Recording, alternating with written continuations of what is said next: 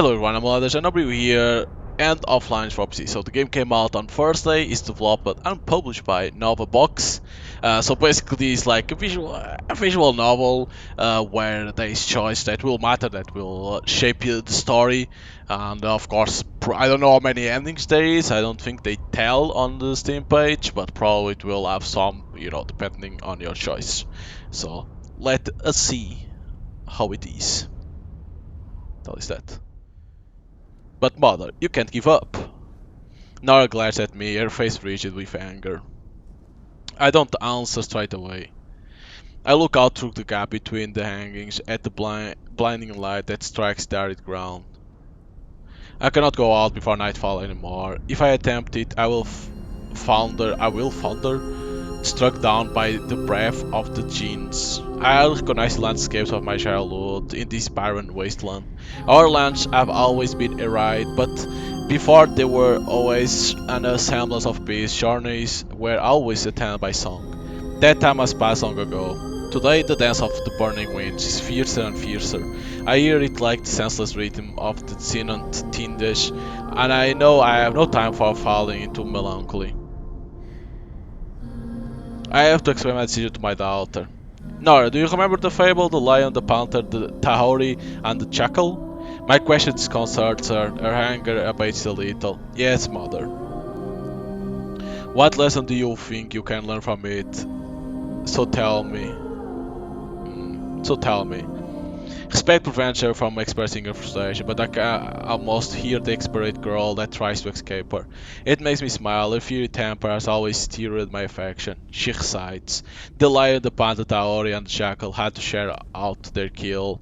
The jackal offers to do it and makes for equal shares. But the lion is unhappy with his share and kills the jackal. So the Taori offers to share out the kill and gives half to the lion. She stops. That was a little fast, and you forgot the end. The end? When the lion asks the Tahori who taught him this method of sharing, she frowns. Of course she remembers. The Tahori answers that it was the blow that killed the jackal that taught him. Tell me, my daughter, would you rather be the jackal or the Tahori in that story? She shakes her dark mane. I'll prefer to be the lion, of course. Don't you agree, mother? Hmm. You disappoint me. I prefer the panther. You disappoint me. I prefer the Panther. I prefer the Panther. That's the most desirable position, of course. The Panther, forgotten by everyone. She may be forgotten, but she does not submit. We have neither the claws nor the fangs of the lion. In any event, power is a curse. Let the others brawl over the scraps. Let us take our small share without fuss and keep ourselves safe. I beckon her to come and help me up. She comes immediately and we take a few steps across the worn rugs that cover the floor. Anyway, it's been a very long while since there were any lions or tahorish or jackals. That is true, but I have something else on my mind right now. How old is your son, Nora? He'll be 7 next spring. So many years we have passed trying to leave this desert. Yes, mother. How many companions have you lost? She looks away. 21. I stroke her hand, she hides her sorrow, but I know that each one of their names is carved on her heart. We cannot continue like this. Our tribe is no more than an exhausted huddle. We are too slow, and the heat will kill us all in the end. And do you truly believe that staying here will save you? We can certainly survive for a few moons.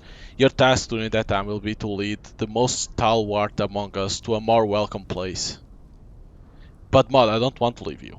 Listen to me, Nora. I've reached the end of my journey, but you haven't. She tries to interrupt, but I raise my hand for silence. You and Rafik will choose from the volunteers. Yeza, Celia, and her brother Amin will certainly go. You also take your son and your husband, Camille. He will be your guide to find a better land. Camille, our guide? I'll allow her a few seconds to digest this information. Yes, Nor, you have all the qualities of a great war chief, but to survive this time needs a panther, not a lion. She nods. I understand, mother. I take her hands. Of course you understand. You didn't choose him by chance after all. Yes, perhaps I've always known. Good. So go and get him. I need to speak to him. Then gather everyone together. I will announce my decision at nightfall. Nora leaves my tent. I sit back down again to await the coming of the gentle-hearted outlander. He is an intensely just man, and is also the only one among us who knows the ways into the north, the only one who could navigate amongst the wreckage of this world adrift. A few minutes later he enters, swathed in the blue robe that Nara made for him. Camille's poise has increased with these last years. Giovanni suits him. He comes toward me with deference. I suppose Nara's explained why I've summoned you. Yes, she has, matriarch. So, will you agree to guide the company through the remains of this world? His gaze is far away for several seconds. I have no idea what life outside the desert is like now, nor if there is any life left. It's true that we have had no contact with the outside for several years. The last we heard, wars and epidemics had struck all the cities. That was more than 10 years ago. There can't be much remaining outside the desert. I feared to nothing but ruins. It takes a moment to consider. Where should we go, in your opinion? I suggest that you return to where you came from. Our lands have become uninhabitable. I'm afraid that mine won't be any better, at least not much for longer. Each year the seasons are hotter and drier. That will have to stop someday. He says nothing, but gives a little shrug. Won't it? Well, not necessarily. Explain yourself. There was a theory when I was young. It was called the Venus theory. What is it? If global warming reaches a certain magnitude, there are multiple tipping points which could lead to the planet onto a path where the climate becomes out of control. He paused looking for the right words.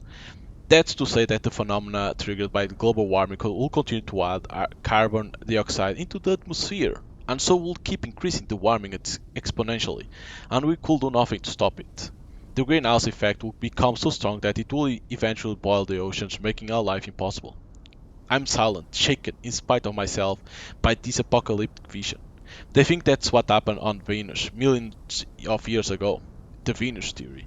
He nods. And you believe we are on the path of the same thing? I don't know. It's a very striking theory, but I think it's quite unlikely. I encourage him to continue. From what I understand, the climate will be more likely to stabilize once the carbon emissions are ceased. And in fact, I believe that's where we are now. So you are optimistic? Not really, because even we consider that life on Earth is not in danger. This climate stabilization will take time out. I don't know what will remain of the human race after the next century. No matter what, life has become impossible here. But the other habitable place must still exist. I refuse to believe that the 21st century will signal the end of humanity. It is practically unlikely, saying that there is still a decade before the 22nd century. Perhaps we still got some surprise ahead of us. Whatever the case, it's time to see what we can to adapt to this new world. As you say, we have reached the end of a cycle. One story finished, another begins. A story that's for you to write now. Okay, so basically it starts now because it's us that starts now to write the story. So I see here that is the hyena or probably like the jackal. Could be that, I don't know. I don't know what a lion and panther. In End of Line, certain situations can lead to a change of narrator. The sum of your decisions can influence the identity of the next narrator. Interesting. Most of the choices offered to you favor one of the following archetypes.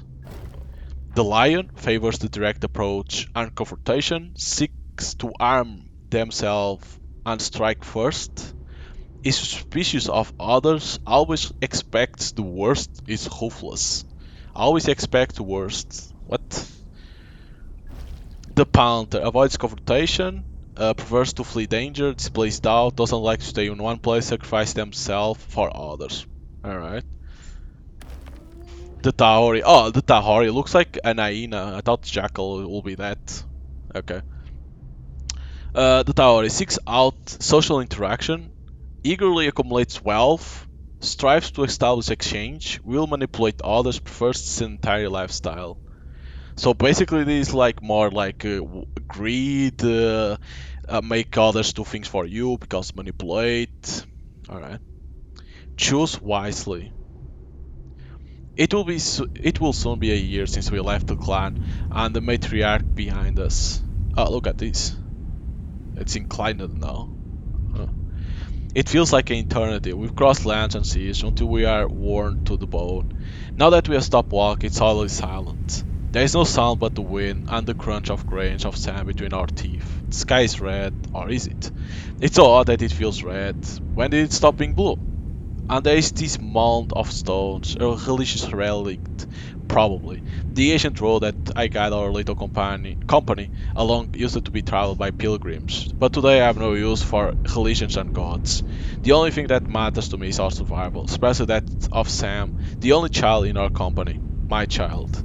I checked the map entrusted to me by a poor woman a few weeks ago. She said that this was the only road we could still take.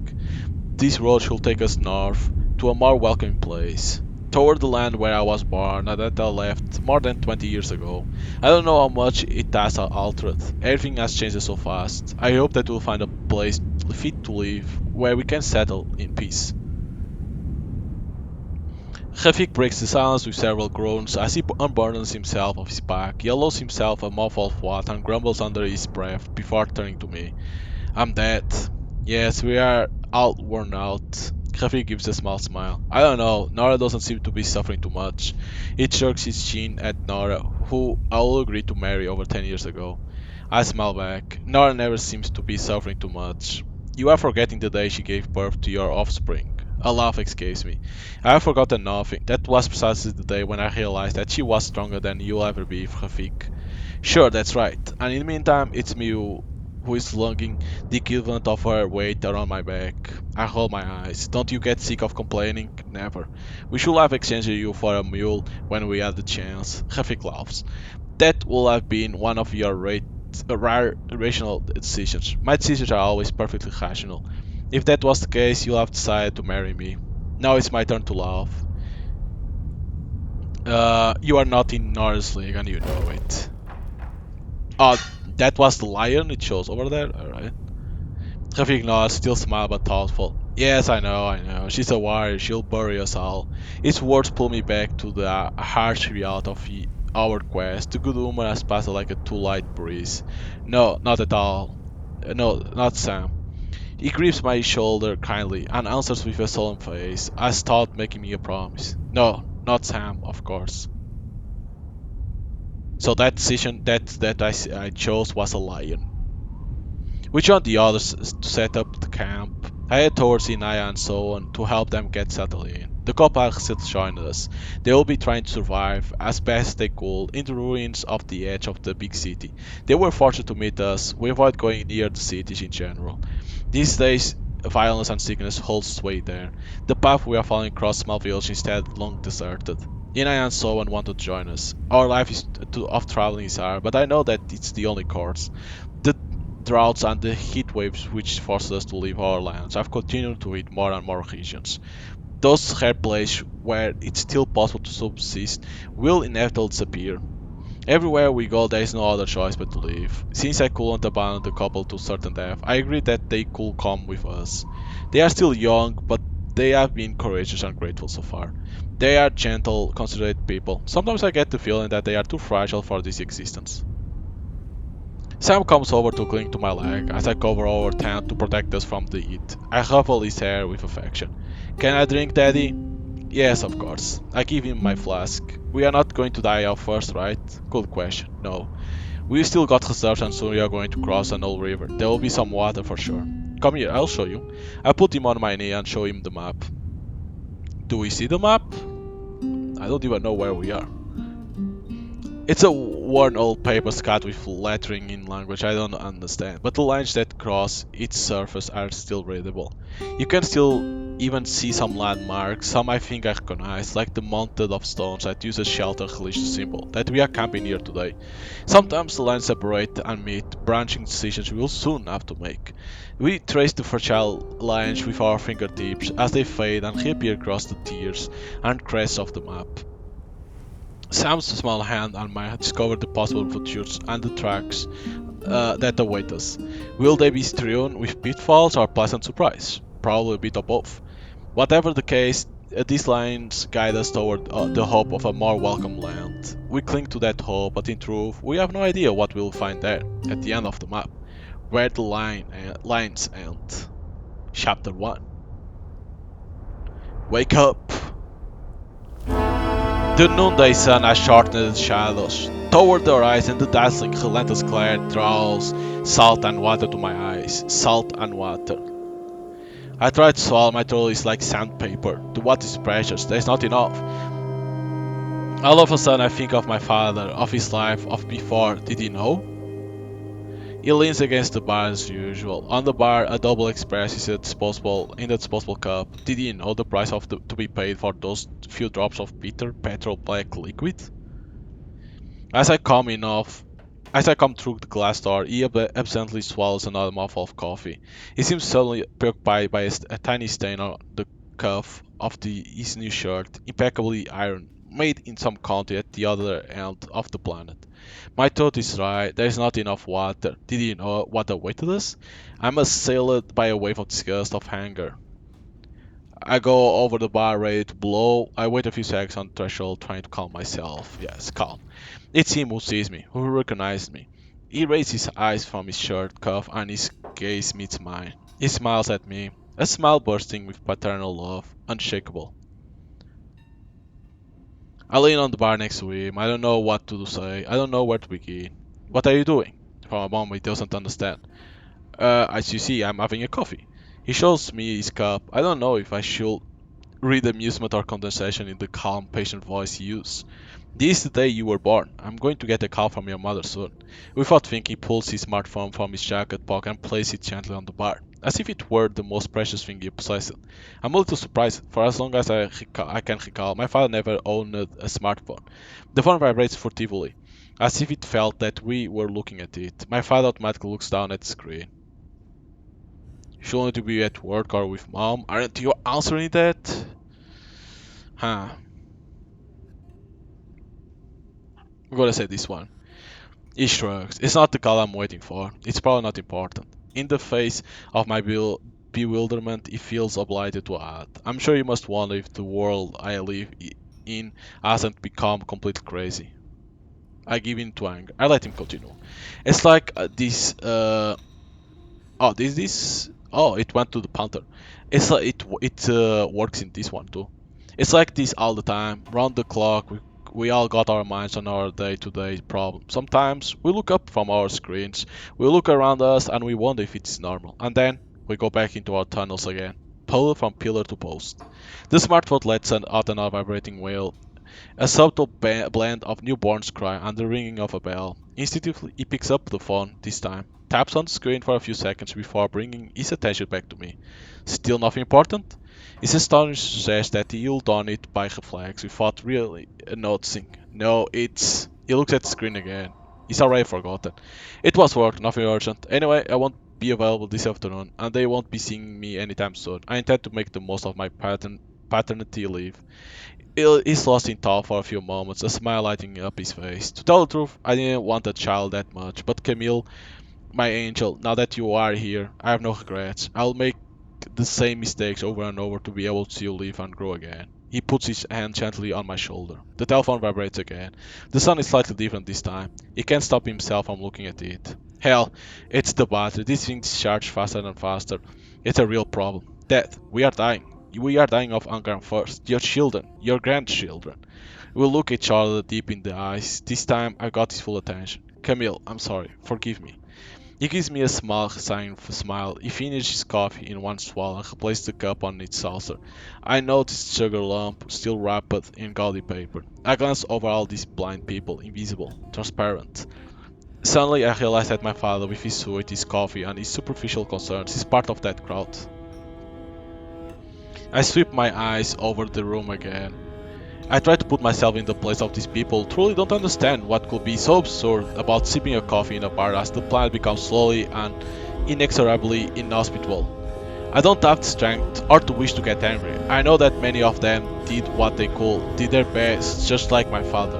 I tell myself that maybe, if they started trying to change things sooner, they will have a chance of success. I turn to my father. Dad, wake up! Wake up! A hand on my shoulder, firmly but gentle.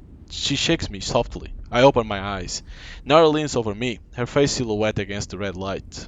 Camille, it's time. I sit up wearily. It's well into the afternoon. It will be soon time to break camp. Nora is already up again, her back turned to me. I'm I'm gonna say this one, the Panther one. It's a simple choice, but one that could be easy to forget. So that was like him remembering, but like saying that the people in that time they could have done something to for the planet not to suffer, and now they being in this situation where they don't have nothing to eat, drink, stuff like that. It's a simple job, but one that could be easy to forget. We remain entwined a few instants, then slowly, reluctantly, we separate. She will go to wake the rest of the company, while I assemble our meager possessions. There's not much to assemble. A few warm bags, some basic tools, knife, mallet, rope, stakes, our tent, and our precious flasks soon empty. I emerge from the tent and go to join Sam beneath the burning, late afternoon sun. His gaze is far away. I'll give all the what I have left to see the world through his eyes, even for just a few moments, to see just how different it is to one I see. He seems so calm, peaceful sitting in a nest of motley worn fabrics. His little shape silhouette against the vermilion sky wavers placidly like a fragile promise. Our eyes meet and peer, and a pure fleeting joy lights up his face. I brush my hand through his hair. He stands up, stretches, and rests his head against my chest, all the time watching the horizon. Do we have to leave, Daddy? Yes, my angel, we have to leave. I'm sorry, forgive me. In the end of lines, you will have to organize several camps for your company of travelers. Inaya has dipped into our provisions to make a hot meal for the company. At the beginning of each camp, the company used their resources to feed themselves, so I can see that water went down. The narrator then takes a stock of the resources according to how many characters in the company. Our resources are shrinking, but we still have enough to hold out. Current resource and the number of people in the company are balanced. Okay, so basically this shows where is the people and the water. It was inclined because I had a lot of water, and now it looks like I don't have water, so it's balanced.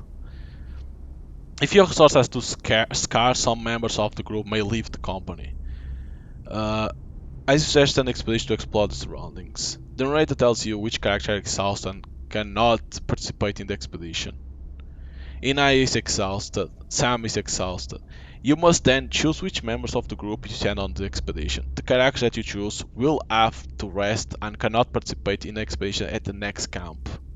Warning, a character may be tired for various reasons, even if they haven't been on the last expedition. Interesting. Uh, so Nora, myself, Rafik. I'm gonna send Nora. You can now add other people to the expedition or confirm the group as it is and launch the expedition. So basically you can send one or more. Probably if you like sometimes you can if you send only one they can have danger. I'm gonna say like this.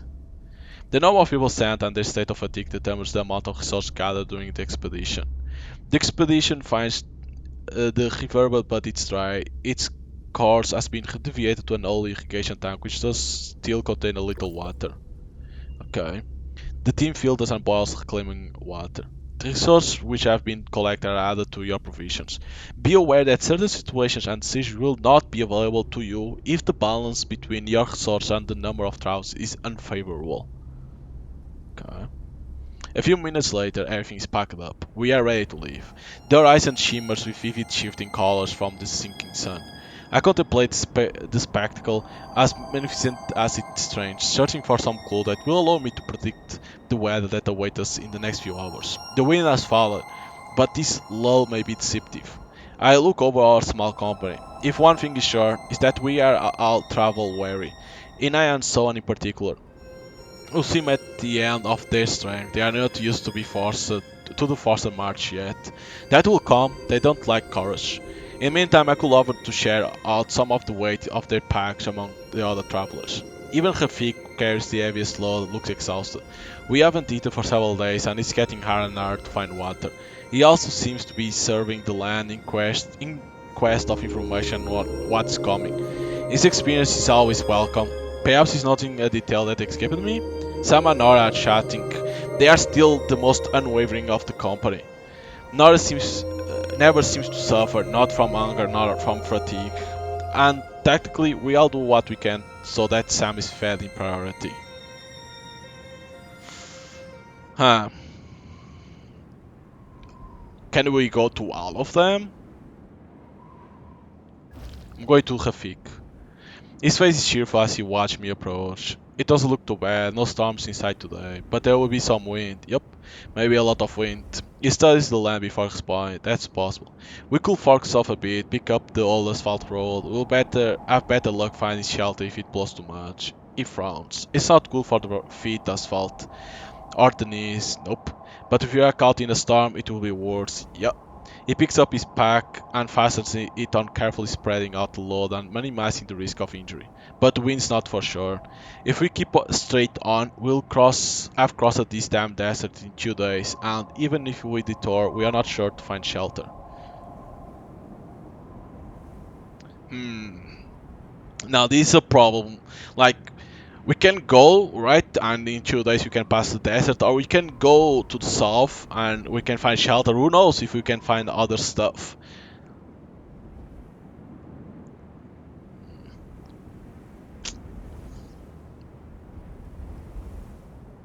I'm gonna say the first. I'm gonna say to the south. Okay.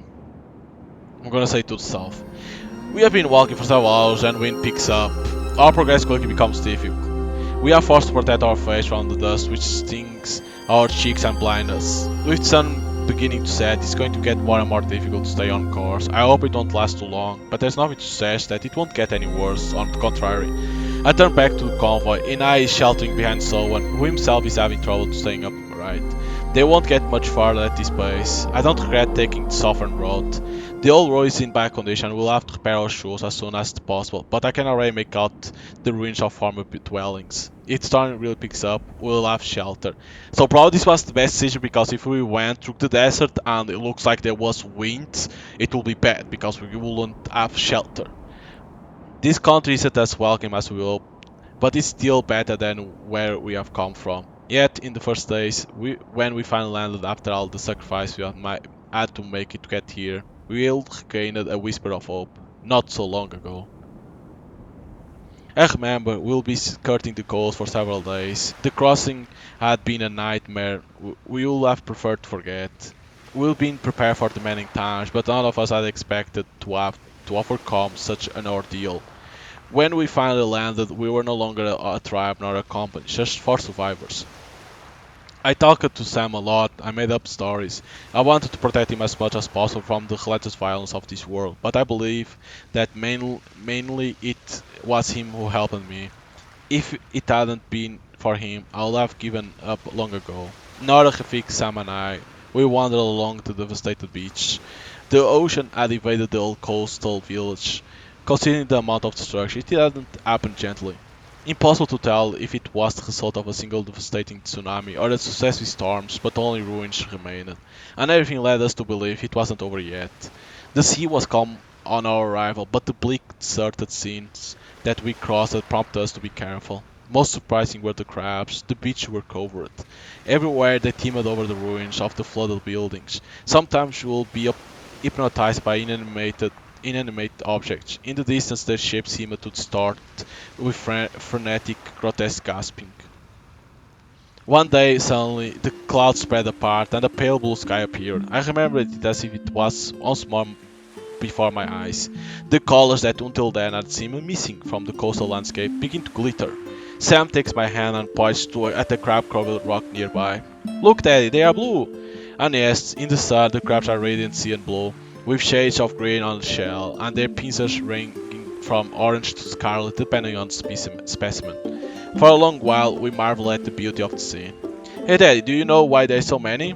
"It's hard to say. At some point these crabs must have found themselves without predators. That must be why they have been able to reproduce so much. I'll guess maybe it's linked to the disappearance of the birds. I don't doubt that they are probably a species of scavengers. Anyway, we know what we are having for dinner. Are we stopping soon?" A little bit further on, I can make out the shimmer of the whitened walls of a half-submerged village. "Yes, do you see the ruins over there?" Sam nods. We'll walk as far as there and then we'll take a break, okay?" As we pass the first wave beaten, salt-eaten stones of the town, we are surprised to see human figures on some sort of roofs. Humans, alive. I count about 10 at most. They watch us, unmoving. They don't seem aggressive, but still, we remain on our guard. As we get close, I realize that it's difficult to identify them. The figures are bundled up in a shapeless rags. Their age is unclear. Is that a child or an old woman I can see there? Perhaps a small boy? It's impossible to tell.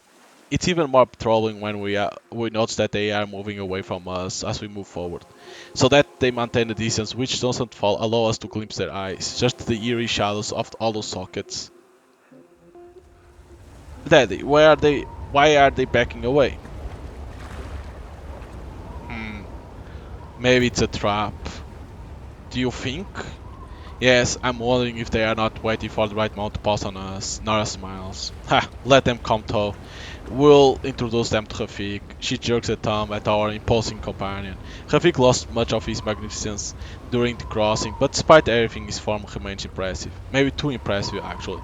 Yet, under his gruff exterior, Rafik has always been good with people. He's got a knack for quickly gaining people's trust, and his imposing build makes him rather reassuring. Stay here, I'm going in alone. Uh, I'm going alone. Do you want to go and talk to them? I'm going. Stay here. I'm going in alone. I want to get to the bottom of this. I put my pack down, and hand my walking stick to Sam. Thus relieved of any threatening object, I advance with slow steps, my arms raised and my hands open, in what I hope is a universal sign of peace. I choose a small group and head towards them. I'm relieved to see that they don't flee at my approach. I can finally make out their eyes, two women and a young man. All three are very thin, one of the women is missing an eye. I stop at what I think is an acceptable distance and I cover my lower face. I'm wary of disease. I try a hello, then a hola. Alfred watched me for a while without answering. Finally, after pulling a scarf up over her nose and mouth, a woman approached me. She puts her hand almost on my arm, and she loses what she seems to be an internal tirade. It's certainly Spanish, but she speaks much too fast, and I haven't understood a single word she said. Seeing my puzzled face, she makes a more obvious gesture and speaks a little slower. She asks if I can give them food. I gesture that I have nothing to share. Then all three lost interest in me and move away with dragging feet, cursing under their breath. Oh wow, really? Jesus. I signal my companions to join me. How did it go? I'm not sure, but they seem to want to leave us in peace. Nara looks around us. I follow her gaze. She stares at the church bell tower that just emerged from the water. There's got to be stuff to salvage down there, some gear at least. Down there? Swimming, you mean? Yes, but not me. Rafik smirks at me. That's a brilliant idea. Camille, you're not going to miss out on such a great chance to show us your swimming skills, are you? I shrug. Sam's hoping with glee. It's the first time he's shown such strong emotion since the crossing. It's been impossible to get more than a few words out of him and even less a smile in these last few days. Seeing his eyes sparkle again, I can't help feeling a bit relieved. No, we're going, we are going. Okay, tour for trial, let's start by finding a good place to dive from.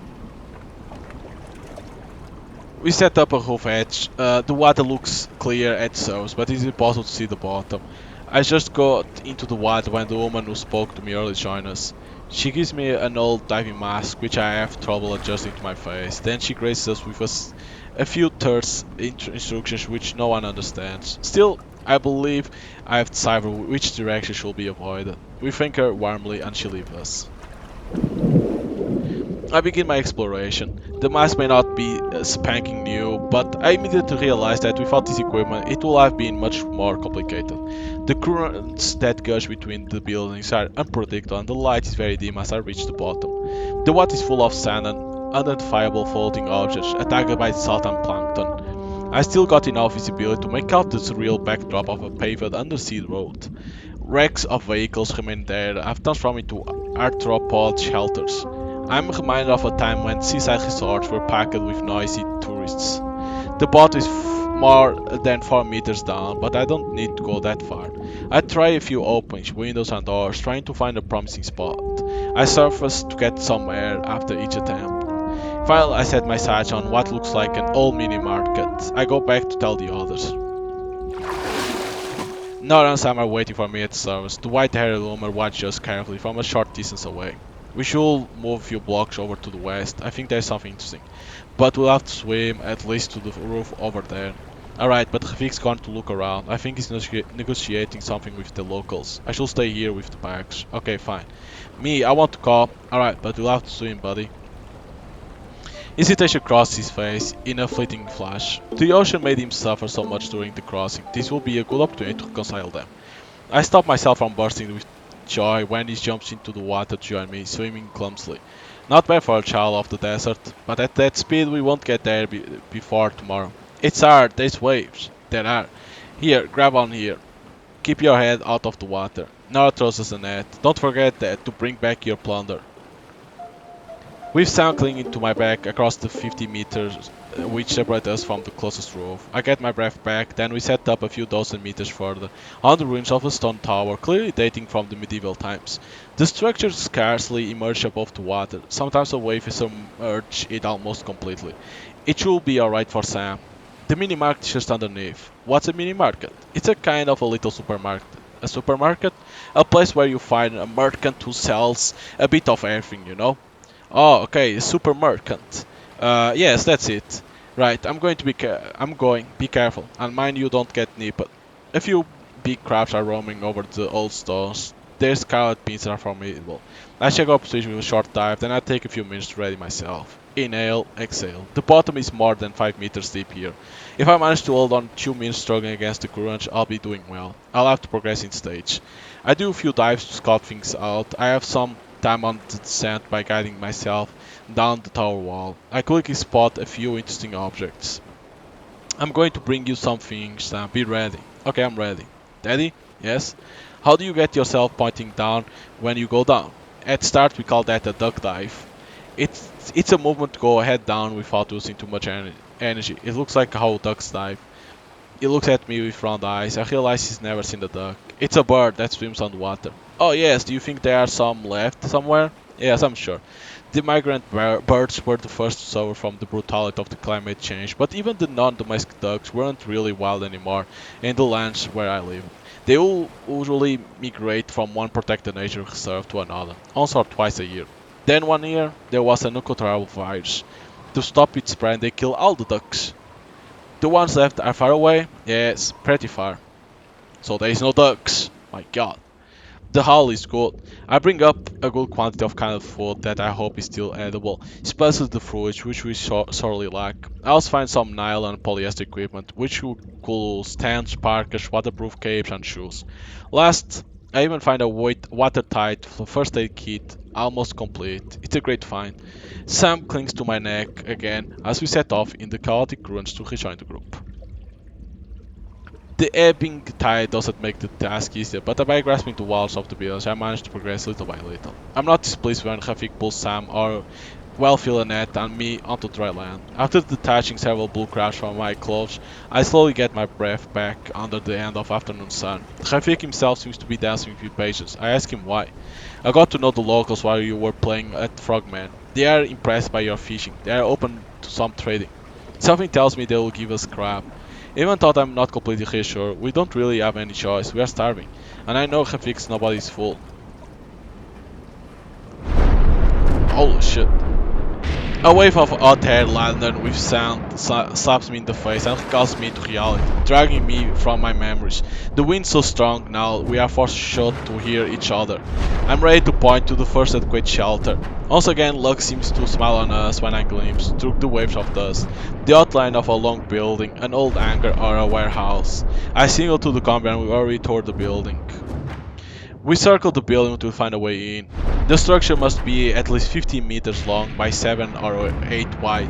The huge silos that back onto it have long since collapsed. The main door is sealed, but we find a side entrance which Rafik managed to force with a few big knocks from his shoulder. The contrast on the inside is striking. Even the clatter of the debris on the metal roof seems gentle to us in comparison to the roar of the storm. Ina and Soren collapse on the floor as soon as they are through the door. Rafik, do you remember the crabs? A grin sneaks across his face. Yeah, that was a good laugh. The crabs? Ina and Soren have got their breath back. They sit on the ground, their backs against the wall. It was a while back before we met you. We were still on the coast. Rafik managed to get us invited to a supper by the survivors of a flooded village. We were told that Ghost was dangerous. Yes, they couldn't stay there much longer. The ocean is going to keep rising, and in any case, the resources are very limited. Those people had almost nothing, but they didn't stop them sharing everything they did have with us. We were lucky considering the circumstance. Still, it was a long time since you danced, nor I was surprised you didn't dance. No, I'm gonna say the first one. Still, Tata, okay.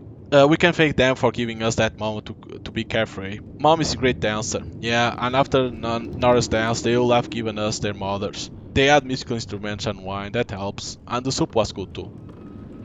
Did they have fresh water? A little. They will develop a rudimentary filtration system. I did what to help them. I did what I could to help them improve, but I'm no miracle work. I don't know how long it will hold out, but I'm afraid their fabric stock is going to run out very soon. What they did have lots of was crabs. Oh yes, the crabs. You even tried to bring some live ones in a bucket of water. Yeah, well, that wasn't a great idea. They didn't last long, the poor things. Yeah, that was a heartbreaker. They even tried to dig through the bottom of the bucket to find some cool. That's right, yes, poor creatures. You really had to eat them to alleviate their suffering, didn't you? You didn't exactly refuse to eat them either, if I remember right. In any case, that was thanks to you, Rafik. It was risky, we were lucky. No, I'm going to thank him. In any case, that was thanks to you, Rafik. If you hadn't made contact with those people, we'll never have shared that meal. What can you do? That's just how I am. Way cool. No shuckles. It will be way, uh, it will be way cool if you help us set us camp.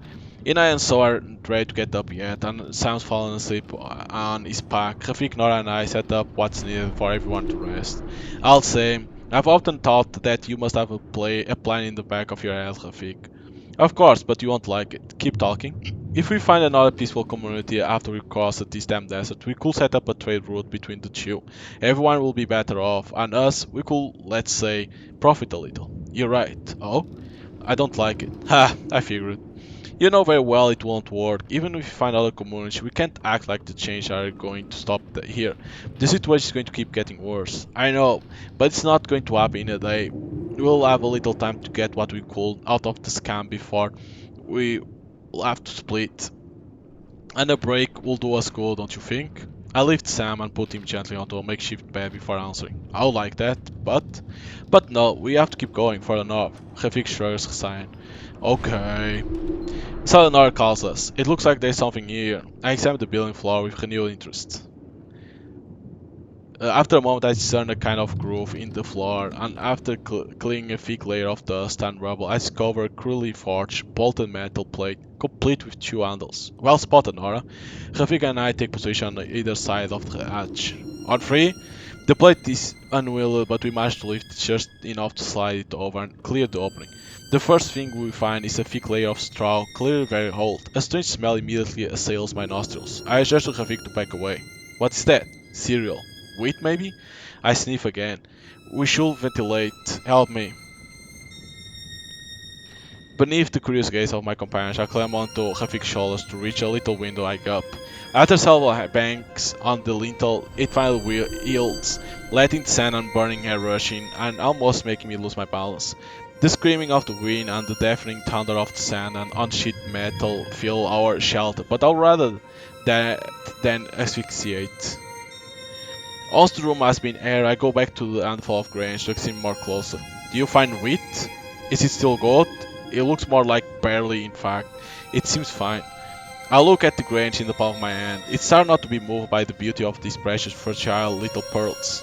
They store them on the ground? I nod. It's a very old method, not well known and hard to implement, but I've heard tell that you could preserve cereals for decades this way. Saying that, I think it would be better to wait a few hours for the gas to escape before checking if it's edible.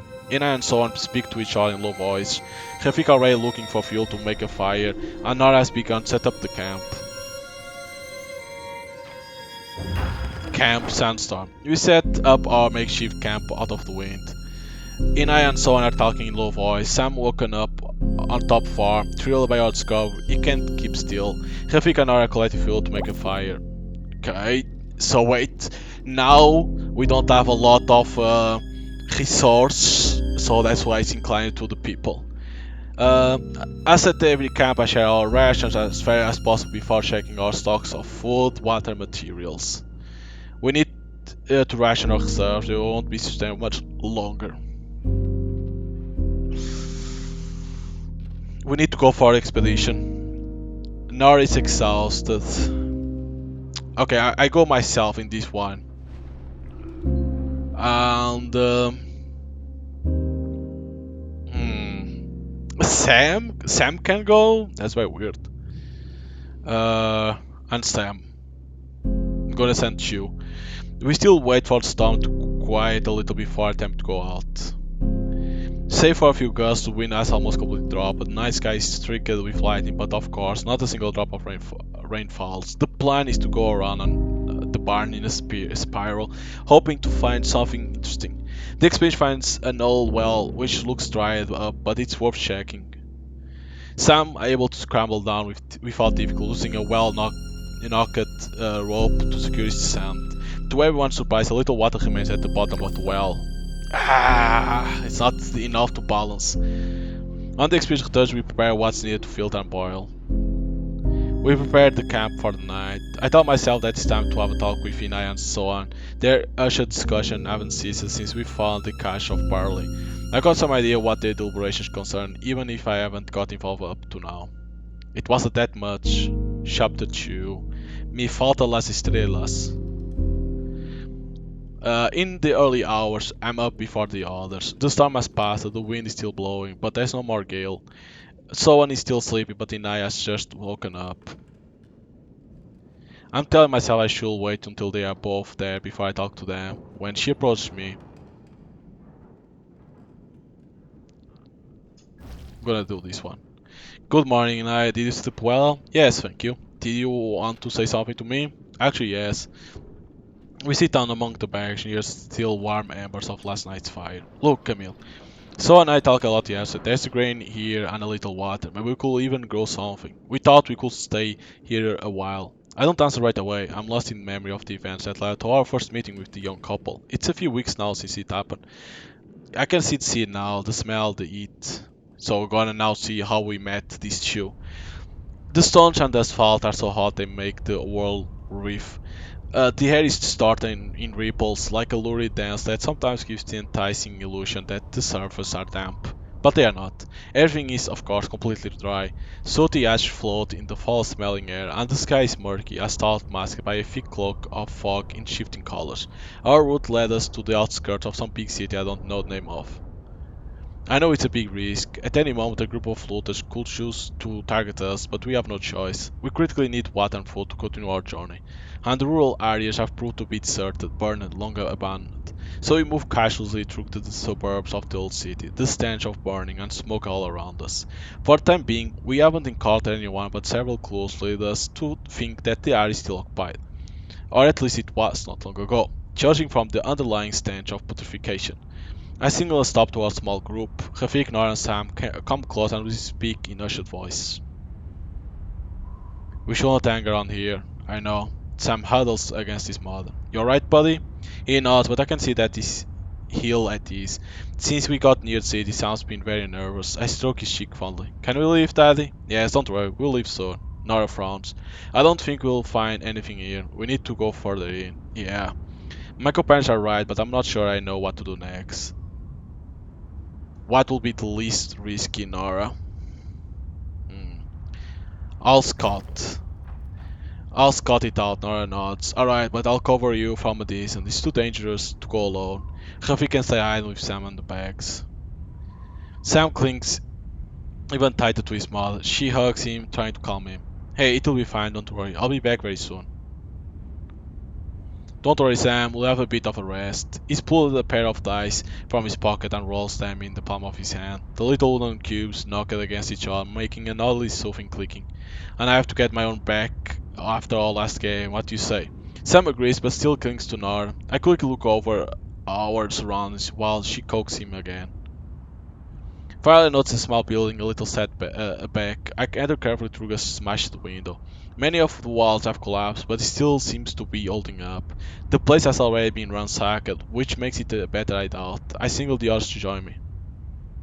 Rafik gathers our packs out of sight, and we make up a little nest of blankets for Sam. Nora and I leave them a little water before we go. I take a flask and an empty bag. Nora takes her stick. She mostly used for walking, but it's also a weapon that she masters well. I don't like the idea that we will be forced to fight, but I know that we may not have any choice. We start running, making as little sound as possible. After a minute, Nora gestures me to keep going. I'm sure she's watching over me from a distance to try to spot any possible pursuit. The road I take heads down into the heart of the city. It's flanked by low buildings, which starts at street level. I hear a raised voice in the distance, but I can't pinpoint the source. I continue with even more caution. Sometimes I'm obliged to step over dead bodies. Most of them are long dried up, no one has bothered to take care of their remains. The further I go into the city, the stronger the stench. After passing a large crossroads, I stand until I reach an old cafe where I can make out figures inside. I stop by the broken store window and glance inside. There are two people busy by the counter. Men clearly occupied with sorting through materials, heaped on the counter, food, water, everything we need. I'm hesitating of our next course of action when Nora joins me. She indicates that we are not being followed. I explain the situation to her by gesticulation. She nods, and after glancing inside in her turn, she points out a shotgun that I had noticed resting on the table. She takes a deep breath, tightens her fingers around her stick, and signals me not to move. I know full well that she's about to spring on them, using the element of surprise to try and neutralize them.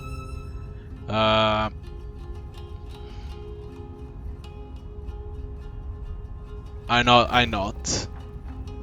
Nora knows what she's doing. I remain hiding, ready to intervene. She slips in through the broken window and moves in on them silently, prowling like a prowling tiger.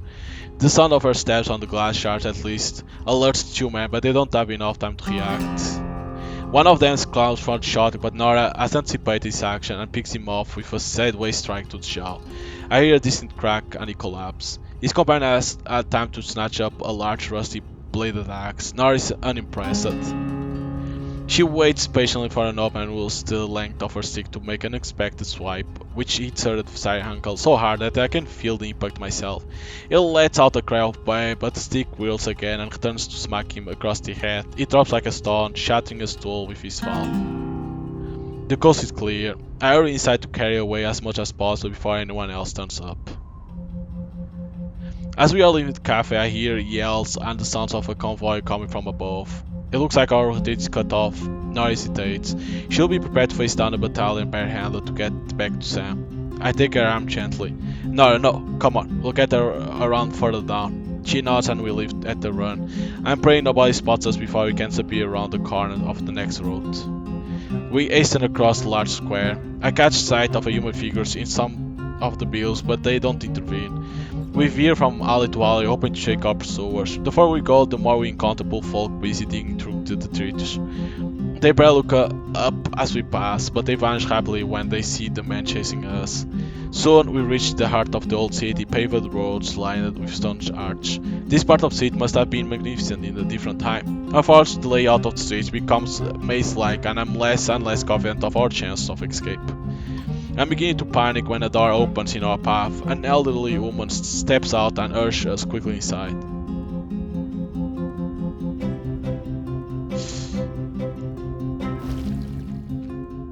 I'm gonna do that one.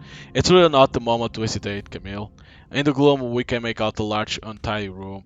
There are several people sitting or lying on the floor. The old woman who had opened the door for us directs us to hurry to a small stairway that descends into a cellar. We stand into an even darker area, barely illuminated by a single candle. It looks like a farmer's storage area now converted into a dormitory. The smell is unpleasant, but the cool of the underground room is far more bearable than the heat outside. The woman invites us to sit, which we do with relief. We soon hear upheaval upstairs, but we remain silent. There's some discussion, then the noise fades away. We remain in complete silence for a few more minutes before thanking our benefactress. I express myself in a broken Spanish that she seems to understand. Nora listens patiently to our conversation. Thank you so much. I did what I had to do. You are travelers, aren't you? Yes, we come from the south. I'm Camille and this is my wife Nora. Nora greets her respectfully with a graceful nod. I'm Marina. Where are you going? North. Marina nods. To where? I don't know. As far as it takes. She nods again. Yes, that's good. I got something for you. She disappears through the trapdoor, gesturing us to wait. I'm gonna do this one. Her hands, worn as they are, seem to me the softest thing in the world. Our fingers weave together like threads of some fabric. We enjoy the simple relief of being, both of us, alive. We have to find Sam. Yes. Can she help us? I think so. A few minutes later, Marina comes back down and offers me an old battery map. Look, this is for you. I've been waiting to give it to you. You have been waiting for us? Yes, yes. What do you mean? I don't understand. It doesn't matter. Listen, the roads aren't safe. There are many dangers and much despair. If you follow the route on the map, you'll be away from the big roads. I'm grateful, but I suspect that this poor woman has lost her mind. I don't know what to say. Thank you. And you do something for me in return. Very well, tell me what I can do. I'll help you get out of the city. There's a path. On the path there's a house with green walls and a red door. You must stop there. Alright? And then? And then it's up to you. She takes my hands between her own. Now rest. It will soon be night, and you can leave. I have things to do. And she leaves us there. You will use this moment of respite and take stock of what we are picking up. We had an incredible luck. There are several liters of water, dried meat, and cereals. We put some aside for the people who live here, and we pack up the rest carefully. Night falls quickly and Marina reappears. The way is clear. Are you ready? Yes, here. That's for you. I indicate the items packed up for her. Thank you for hiding us. She nods her head with feeling see the little pile of provisions. She takes my hand and nods in her own. Thank you, my children. She drinks several mouthfuls from the can of water without catching her breath. Come now. Follow me. We follow her to the ground floor. She exchanged a few words with an old man who heads down to the cell to see the distribution of rations. Everyone hails us as we leave the room. They call us walkers, caminantes, caminantes with respect in their voice, as thought it were an honorific. Outside, the night is stifling. The temperature hasn't really dropped, even if it's a little bit more bearable without the sun burning light. The night sky is shrouded with a reddish glow, although the city lighting hasn't worked for a long time. Marina follows my gaze and explains in a resigned tone. It's the fires. The city burns all the time. We don't notice it in the daytime, but at night it's never truly dark. That explains the lingering smoke that's covered the sky since we arrived, she sighed. Me falta las estrelas. I suppose that at least some of the fires are accidental. Saying that she's missing the stars in the sky. Marina led us in the shadow through a maze of narrow alleys. After we ascend a flight of stone steps, we discover a vast plaza. Before us, amongst the ruins of the city, stands an immense cathedral. The size of the building astounds me. In the square at the foot of the mountain stair that leads up to the facade, people are kneeling, lit by a few candles there, among the other polished eternal steel that lay on the paving. I know this is the ridiculous intricate swirls of the Baroque facade, and below the voice intoning desperate prayers. Now pulls on my hand, dragging me back to reality. We walk along the square in silence. Then we take several climbing roads. Protected by the darkness, we cross a large part of the city unhindered. I point out the direction of Rafika and Sam side out to Marina. She nods and continues to guide us. When we're near the house, Nora and I are inside. Rafik is right there, keeping guard. Well now, it's about time. Sorry, we had a few incidents. How's Sam? Rafik frowns. So. He was very agitated, but he finally dropped off. Is he healed? No, but you know. Yes, we know. Nora and I. Sam tends to freak out when he's anxious. He was very tired. I'm sure he'll be better when he's had something to eat and drink. We invite Marine to join us and we take the time to recount our adventures to Rafik over a frugal meal. Sam wakes up and comes over to snuggle in Nora's arms for a long while, then in mine before having any food. He devours everything we offer him, except the dried meat, which he refuses to touch. Since he's woken up, Marina hasn't taken her eyes off Sam. She seems hypnotized. There aren't many children around here, is that it? No. Marina seems overwhelmed by her emotions. I speak to Rafik. We have agreed to do a favor for Marina to thank her for her help. She told us about the house where we have to stop before continuing our journey. I give our benefactors a questioning look, but she simply encouraged me with a nod of her head. And in fact, I don't really know what we'll do there. Nobody can know for you what you must do. A hush follows this statement. That's deep. Marina waves away Nora's remark. There are two young people there. They need your help. They cannot stay there. Are they friend of yours? She shrugs but doesn't reply. Very well. Very well. I promise to help you and I'll keep my word. Rafik cements the deal. Okay, well, we got an objective anyway, and we stayed here for long enough. Let's get going. We gather our things. Marina wishes farewell. Before leaving, she throws herself at Sam's feet and utters a prayer to her god. Sam, not sure what to do, he strokes her hair awkwardly and helps her up. She wipes away the tears that stream down her cheeks and leaves with a faltering step after throwing a final blessing at us. Once loaded with our packs, we begin walking the streets of the upper city in search of the house with green walls. It's small hours of night, but the sky is still obscured. I hope we won't find ourselves trapped by flames. Rafik walks at my side while Sam makes the most of his mother's presence. Nice work, Emil. You did a good job, you and Nora. We'll be able to hold on for several weeks with what we found. Yeah, as usual, you're kind of useless, but we love you anyway, you know? Haha, says the guy who stayed idle playing dice. You were happy enough to have me look after your Sprog while you and your bird were goofing off in town. Touche, I stand correct. Tell me, in your opinion, the dried meat you found, what kind of meat is it? Do you think it looks like pig. That was a specialty of this region before I think. The moment I say the words, I'm gripped by doubt. Rafik shrugs. You know, I haven't seen many pigs around here. I'm not even appalled by the idea that it could be human flesh. I just sink deeper into apathy and resentment. Could we one day drag ourselves from this cusp of atrocity? Will we be able to live a normal life again? We got no choice, we need the protein. Suit yourself, but in any case, I don't think Sam will eat it. Do you think he knows? How could that be possible? It's Sam, he knows things. I'm thinking of that cryptic comment as Sam catches up with us and points out the house. Dad, isn't that one the house? Despite the murk, we can detect green walls that contrast with the peeling red paint of the door.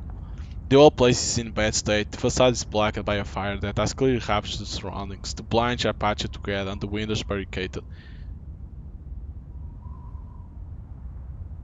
Mm, low profile. Nora approves and signals me to wait here while she checks out the building. She reappears a few minutes later and announces in a voice, two people in a room on the west side. I think they spotted us and they are hiding. We'll better let them know we don't mean that many harm, right? Okay, but how? Rafik shrugs and suddenly knocks on the door several times, announcing in a loud voice, Don't be scared, we don't mean you any harm. We watch Rafik baffled. Well, talk about subtle. Sam giggles. I'm torn between amusement and concern. Sam's laughter is catching. We are surprised to give in one by one to the unexpected hilarity. Rafik pretends to be annoyed. Sure, it's easy to make fun of people who takes the initiative. That's true, Rafik. Luckily you are here to show us the way. Yeah, the way. Way too loud. I'm aware it's not all that funny, but it set us off into another paroxysm of laughter. After a minute I notice between peals of laughter that door is open. Two young people are watching us with astonishment. This is our first contact with Inaya and so on. They are thin, weary, and pretty dirty. I don't know how long they have been hiding here, but they are clearly terrified. Who are you? We are travelers. We won't hurt you. Travelers? Yes, Marina sent us. They exchange glances. Uh, do you know Marina? They nod and invite us inside. There's a pungent smell inside around it. Marina's a friend. She helped us to escape. Escape? The city is divided between several armored militias. It was okay with the first gang. We had to work hard, but it was okay. But when they were attacked by another gang, they moved us, and we were held by force down there. Forced to. She's overcome. Her companion takes her in his arms, and she nestles against his chest. We have been here for days. I know they are still looking for us. If they find us, they will kill us, or worse. I sense Nora's frown. I can almost hear a fury snarl. It's infuriating, even if you knew it. Of course, slavery, of course, the domination and exploitation of the weakest. When will it stop? Sam steps forward and takes my hand. Can we give them something to eat, Daddy? Yes, of course. They are shocked as they finally notice Sam. A child is so beautiful. She kneels to put herself at Sam's side and ruffles his hair. My name's Sam. I'm Camille, this is Nora and Rafik. They introduce themselves in turn and we offer them food and drink. Inaya and so on fill their bellies weeping with joy. They thank us at almost every mouthful. I'm a little embarrassed and try to give them some privacy for their first meal. I use chance to gather Rafik and Nora around me. We can't leave them here. You want to bring them along on the road with us? I think I might suggest it to them anyway. Do you disagree? Well, it's fine, but they can hardly stand. It's going to slow us down a lot. How far do you want them to come with us? I don't know. As far as possible, right? I think I'm gonna say as far as possible. Our resources are a bit limited, but there will be more of us to try to find more. In the end, Inaya and Soan walked at our sides for long weeks. They bonded with each of us and shown themselves brave and willing. But today, I know they are facing a difficult choice. Now Inaya is here in front of me, waiting for my reaction. So what do you say, Camille? We could settle in this barn.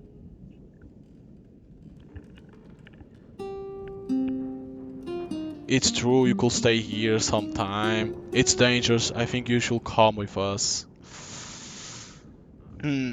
These are like, they have cereal, right? They have wheat. The problem is how the hell will they plant, right? I don't know.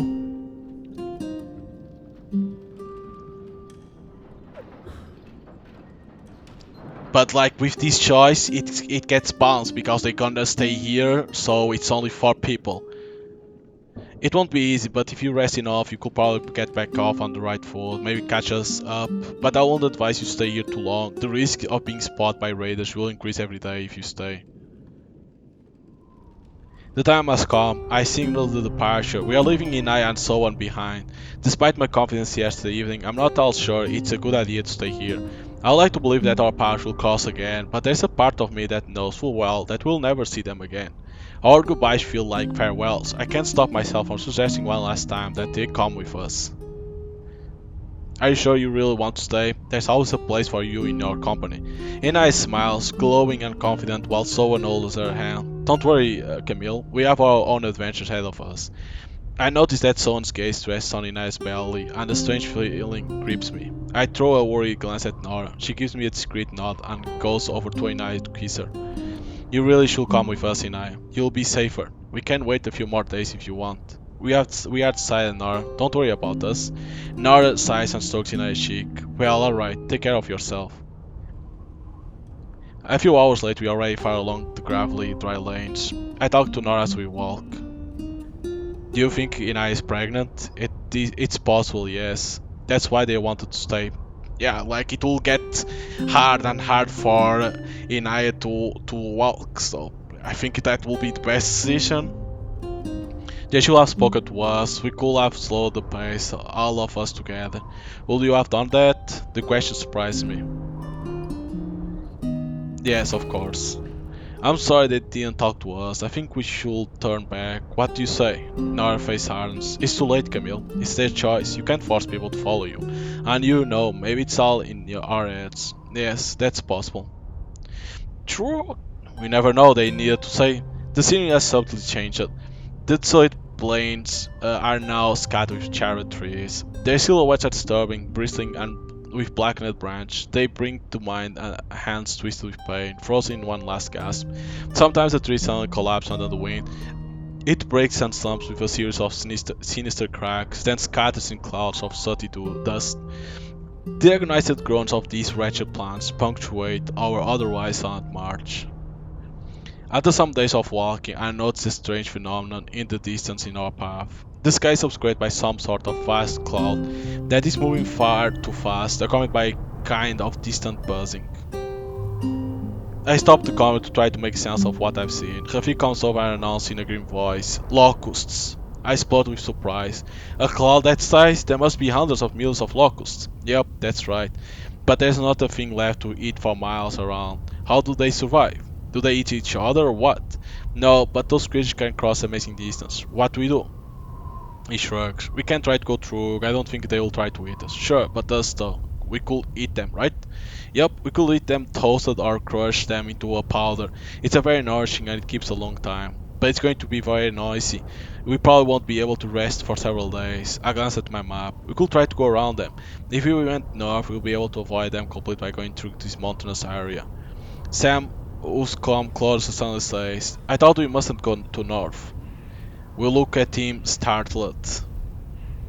Why is that? Because I heard that. Seeing the doubt in my face, he adds, someone told me. A heavy silence follows this statement. I know Sam's been having visions for some time, even if he rarely speaks of it. They are probably hallucinations brought on by post-traumatic stress, but Rafik seems to give them some credence and Nora has remained silent on the matter. Wait, so he's having visions? What? How the hell is that even possible? I approach Sam and ask him gently, do you want to tell me about it? He hesitates. Did you see somebody? A long time ago? No, he just went past there. I'm sure that nobody has gone past the place where he's pointing. We couldn't have not seen them. Except that it wasn't really someone, it was like something left over after. After what? After, when you were dead. A ghost? Yes, sort of. You saw a ghost? Sam nods. And it told you something? Yes, he said not to go to the north. I think over my next question. Can you describe it? It was a man. He passed just here. He came from that direction. Sam pointed toward the north. How did he look, this man? I don't know. He looked like he was looking for home. But how he was dressed, for example. I'm not sure. He had a hat, and he kept clearing his throat as if something was squeezing his throat and stopping him from breathing. Sam struggles to find the words. He's close to tears. Take your time, honey. Breathe. He obeys and composes himself. Sorry, Dad. It's hard to explain. A bit like when you try to tell someone about the dream, you know? Yes, I understand, my angel. The more I try to talk about it, the more it gets all fuzzy. The tears are turning. I can maybe ask him one last question. Do you often see things that the other people don't see? Only people. Do they scare you? A bit sometimes, but it's not really their fault. It's just that sometimes they look weird. Sam seems desperately sorry and frustrated to not be able to give more detail. He collapses in tears. I take him in my arms and rock him gently until he's calm. I won't push him further. Okay, buddy, it's over. We'll stop there. I'm sorry, Dad. I can't help you more. You already did fine. Don't worry. I'm at a loss. I want to help Sam, but it's make it I want to help Sam, make it so his vision stop, but I don't know how. I turn to the others. Northerners come over to take Sam in their arms. Rafik simply shakes his head too thoughtfully, clearly moved by what he just heard. Rafik? Yep. What do you think? I think that I have absolutely no desire to head north. But well, it's up to you, Camille. He gives me a friendly clap on the shoulder. We'll follow you, no matter what. Huh. I stand up, the buzzing has grown louder, the cloud of locusts is more and more imposing and moves at an astounding speed. The creatures are probably starving in quest of plant life to ravage. I have to decide fast, I have to take a breath. Something happens and a jarring memory surfaces in my mind. I push the gate open with my small hands and creep inside. When I enter my father's garden, I always have the feeling I'm entering an enchanted world, a place where anything can happen. The buzzing of the busy bees, the aromatic plants that push against each other in a joyous cacophony of the scents, the mingled scents of lavender, coriander, and thyme intoxicate me as I hop along the lopsided little flagstones which wind between the bush and the climbing plants to the small vegetable patch. I find wild little worker bees. I linger near the flowers, capping the tip of my nose, almost touching them. I squint inside, holding my breath, in the hope of seeing the fairy come out, or a sprite, or some other marvelous creature we still had the right to believe in when we were children back then. Back then. My father's awakening began in a pot of honey. He ate it perennially until the day that he learned in a documentary that honey, true honey, was about to become a thing of the past, because the bees were too. So much so that the honey factory were adding sugar syrup to the honey to keep up with demand. It was from that rather selfish stimulus that he started finding out a lot. I can see him standing in the midst of his magic garden, the smile on his face as he watched my approach. The crazy plants press around me, the flower stems brush against my legs and elbows. Some of them tower above me. Do you like honey, Camille? Of course, who doesn't like honey? People don't know what they are missing. Ha, that's me. Today we know. We'll have to like to introduce Sam to the taste of honey. And I would have liked to have known Sam, you know. We still have so much to hope when we started all this garden for us, for the bees. So much hope that it wasn't too late. That's why we had your little sister. My mother has just appeared behind me, as if by magic, in this garden, possibly still alone. One hand resting on her slightly rounded belly, she watched me with infinite affection. She joins my father and plants a kiss on his cheek. Tanned by a sun already high, already too hot, the two of them watched me in silence, creating that barrier of love and sweetness around me that I had forgotten. I haven't been a child for a long time. I don't know where I was. Conflicting emotions fill me, recalling this moment when I learned that a little sister will now come with me through life. The moment I break the silence, I don't remember how I react as a child. I understand. Since I've had Sam, I can't help but understand. It too is hope for Nora and I, for all of us really. Just hope he doesn't blame me. A child doesn't ask that kind of question, my love. He lives with his time. He's not aware of all that happened long ago. And even so, I strong doubt he will condemn you and Nora for giving birth to him. What will I tell him when he asks me one day why we brought him into such a world? If I'm still there to hear him ask it. Don't talk like that, Camille. You are sensible, and you always been resourceful. We didn't know that it will be so helpful to you in the future. But it comforted us a bit, your father and I, when things began to get complicated, seeing that mute strength in you growing inexorably. And I'm sure you'll figure out how to be there for your child, always, no matter what happens. Mom, you don't know. You can't know, and perhaps that's for the best. Everything's so hard now. I'm shaking like a leaf. The words muddle in my child's throat. The injustice of what's happening to us, of what we must endure, makes my heart burn with fury. And here and now, in the arms of my mother, where I can still be a child, still not strong, I weep like the child I was. Powerful sobs, incoherent and stuffed with hiccups. Sobs like I haven't allowed myself for years, perhaps since Sam was born. That illusion of unwavering strength that I forced myself to show. Why, after all? My mother clasped me in her arms, and my father joined us, resting his large hand on my head. We thought we were able to protect you from everything. We felt invincible for a while. Forgive us, Camille. Forgive us for everything. I want to answer them, to tell them that, too, I'm sorry, that nobody could have imagined, truly imagined, how far everything will be screwed up. But I can't speak anymore, or even breathe properly. Salt engulfs my throat, tiny spines scratch at my face, and this strange dream with notes of memory flees in a panic movement of scrabbling away a locust which clings also into my beard.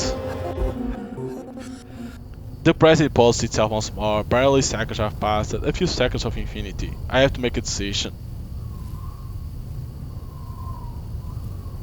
Hmm. I'm gonna say Truth Swarm. We could set a tent here and wait for them to arrive. That way Sam will be relatively safe with one of us, and the two others can go out in pair with something to catch us. Enough locusts to make some full search.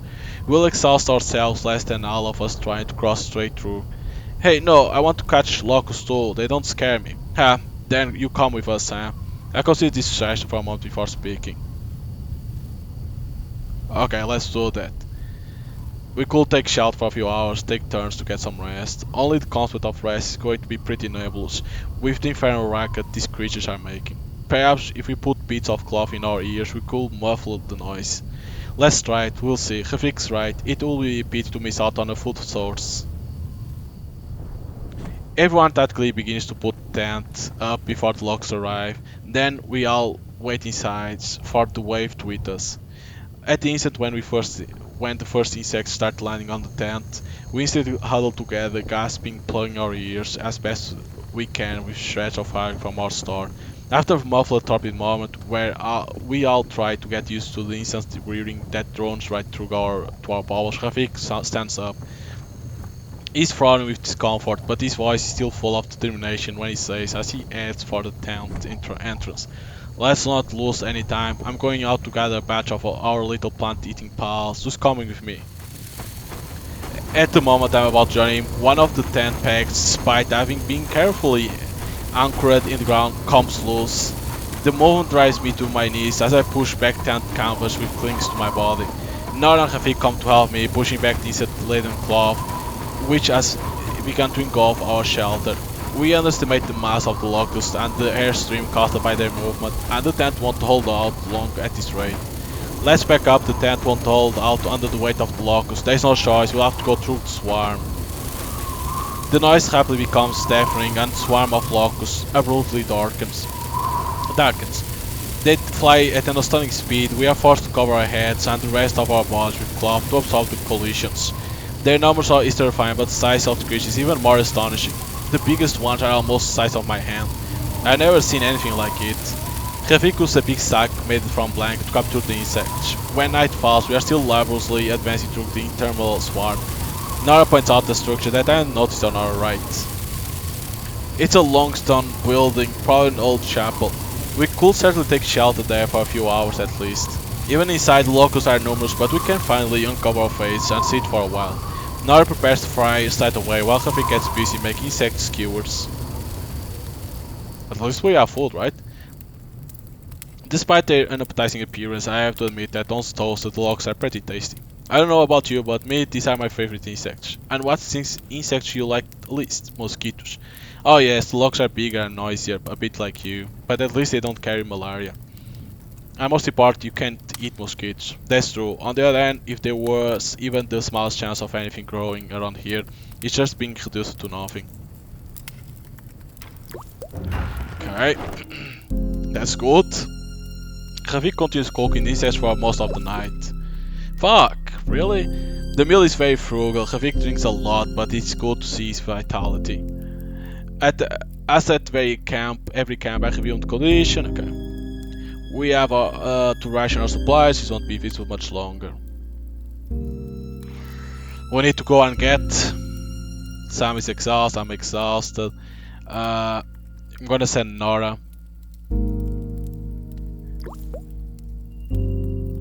This will get hold of a solid metal clamp, which will start to be useful.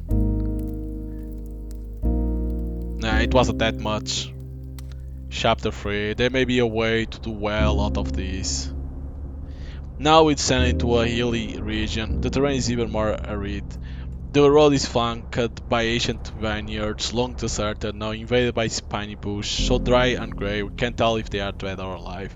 By and by, at the bend in the dusty trail, we discover below us a wide valley in the hollow of which can be seen the squatting shapes of patched up old dwellings. They are nothing but flimsy construction of sheet metal, steel and scrap to protect the fragile herd animals that we are. I wave to Rafik and Art join me. Do you see that? Yep, there are people in there, lots of people. At first glance it looks more like a prison than a camp. I'll say they are stuck there. What we do? Rafik and Nar exchange glances. Rafik shrugs and speaks first. I say we go, there's got to be a way to talk. Nar purses her lips. I think we should be cautious. Camille and I could scout it out first. And leave me behind again? Honestly, I don't mind carrying the bags, but if you wanted me to be Sam's nanny, you should have warned me. Hmm.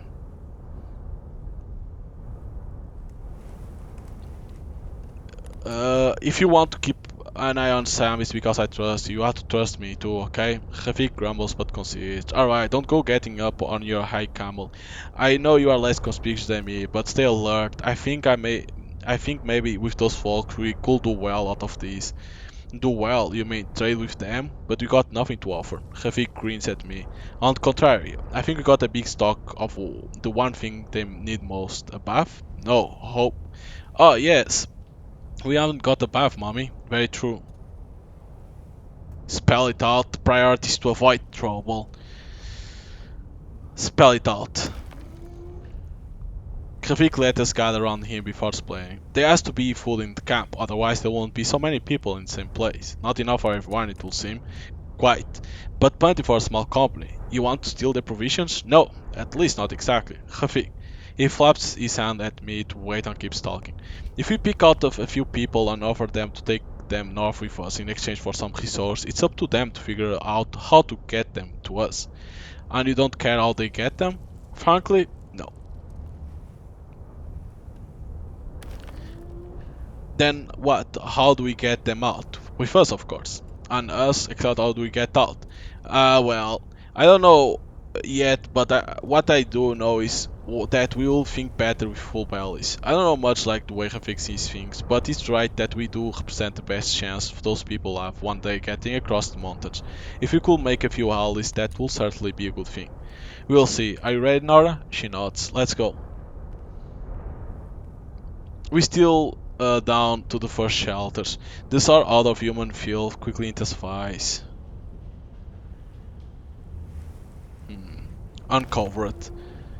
The closer we get, more obvious it is that people here are not no threat. They drag their gun figures with difficult amongst the metal debris and the makeshift stone shelters. They look to be at the end of their strength, and most of them are missing one or more limbs or are badly wounded. Suddenly, raised voice drawn out of the groans and hacking coughs, prompting us to take cover against one of the buildings. We watch as a small group of men go past, dressed in combat fatigues and carrying a motley selection of firearms, from assault rifles to shotguns. They roughly push the poor unfortunates out of their way.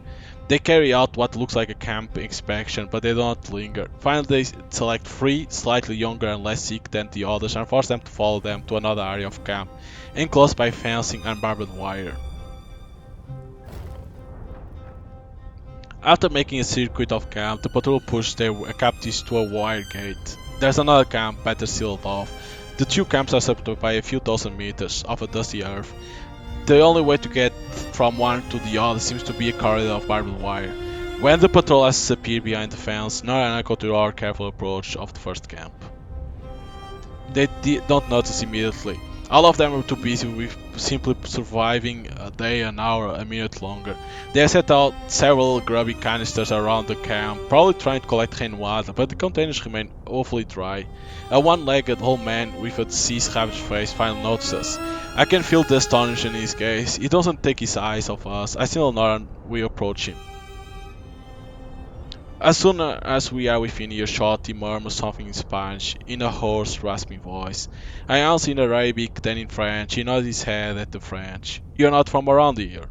No, you're not. You are beautiful. Unsure how to respond, I tell myself that no doubt is mistaken the word. Still, he looks up and down with a mix of respect and yearning. I realize that we are in great shape compared to local standards, Nora especially. Her athletic figure and her feline grace must surely arouse admiration. Who are you? I'm Camille and this is Nora. We are just travelers. Travelers? Travelers. He repeats the word with pleasure, as if savoring a delicacy. Los caminantes sagrados, caminantes de la esperanza. Leva contigo el recuerdo de mí en lugar de mi cuerpo roto. I raise an eyebrow, not understanding. I watch the tears run silently down his cheeks. Can we do anything for you, friend? Ignoring my question, he suddenly seems to emerge from his reverie and looks around himself with panicked glance. You can't stay here. They'll be back. Leave, quickly. Wait, we still got questions for you. If they see you here, it's over. They will cut off your legs, your head. They will cut off your wings. And you'll be like us, like me. Who are they? The tormentors. They are cruel. They patrol. They will see you. Run!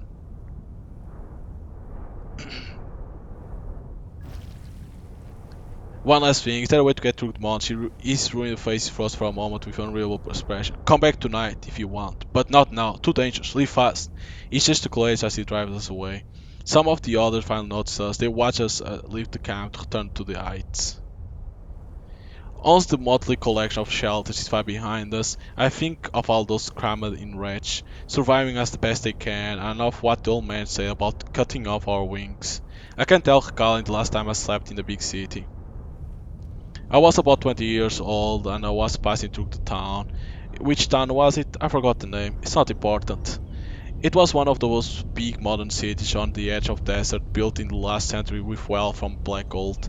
Stricken by crises and wars, the heap of metallic and concrete construction had quickly turned into a trap for its citizens, starved and exploited by the dominant political, military, or religious caste, or all three at once. As every year, we will endure higher and higher temperature spikes, except this time. It was little hotter for a little longer, and it was too much, much too much. People dropped like flies. Makeshift hospitals were cobbled together wherever there was a little shade and cool, in gymnasiums, station concourse, in underground parking lots. But the power outage prevented equipment from being installed. Announcements continued echoed through the streets, speakers crackling out obsolete recommendations. Stay hydrated. Don't leave your home except in an emergency. Avoid physical exertion. The inanity of the guidelines might have been funny if it hadn't been so tragic. Following the advice assumed firstly that you had access to drinking water and also that your so-called home hadn't already transformed into a furnace. Lastly, the recommendations only actually concerned a very small portion of the population. I was outside that day in search of water. I'd been ousted the night before by a little family whose only wealth was in their compassion and their humanity.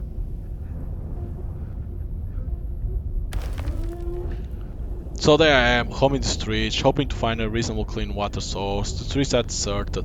The patrol has been rare and too expensive for a long time. Suddenly a thought startles me. I look for the source of the noise. Around me, the heat emanating from the asphalt is almost unbearable. I finally see it. A few meters away, a bird crashed into the ground. I look in disbelief at the small heap of bloody white feathers. Another thump surprised me, then another, and many, many others. I look at the sky astonished.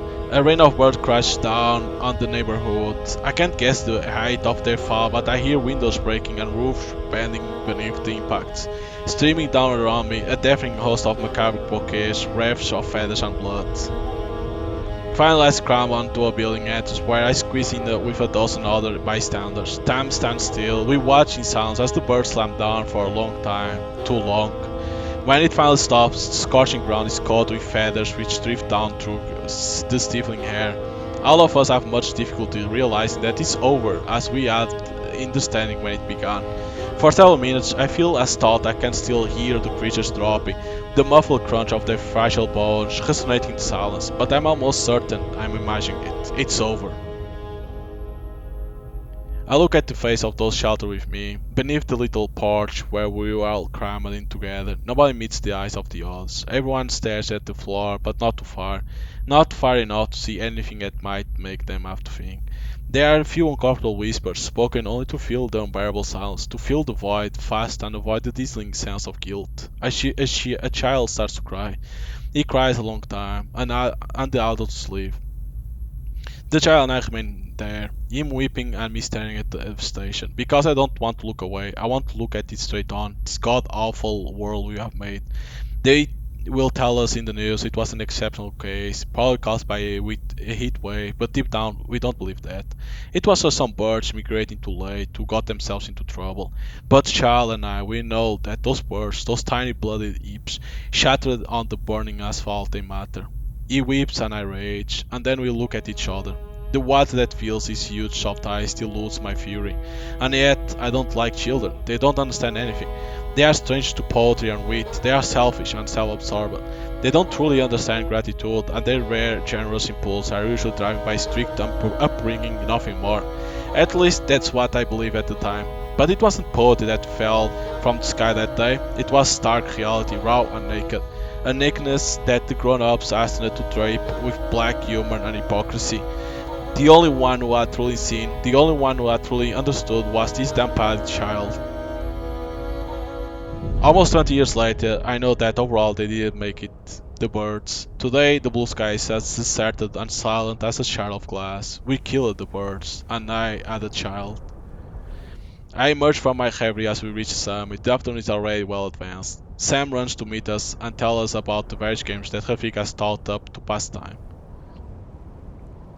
Once we are at peak, the group gathers around me. I quickly relate the situation and tell them what I think. We have an opportunity. The people are packing behind stockades. Some kind of militia controls the pass. They have hardly enough to survive here, and I think most of them won't last much longer. But we could make an offer to those who are still able to come with us. Try to get them out of here. Besides, they seem to have information to give us that will help us cross. What do you think, Nor? Nor shakes her head and speaks up.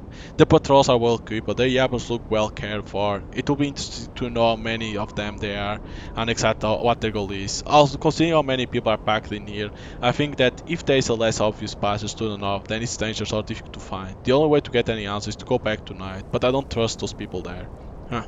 Do you think we should go or not? We should go, but we shouldn't rush in blindly. They promise information, but it could also be a trap. Those people are desperate. I'm sure they won't hesitate to betray us for an extra mouthful of water. You're right, we should be ready to defend ourselves. I'll go tonight. I give Rafik a searching look. I think I can negotiate with them. And if things go tits up, I get caught, you get yourselves out of here pronto. What do you say?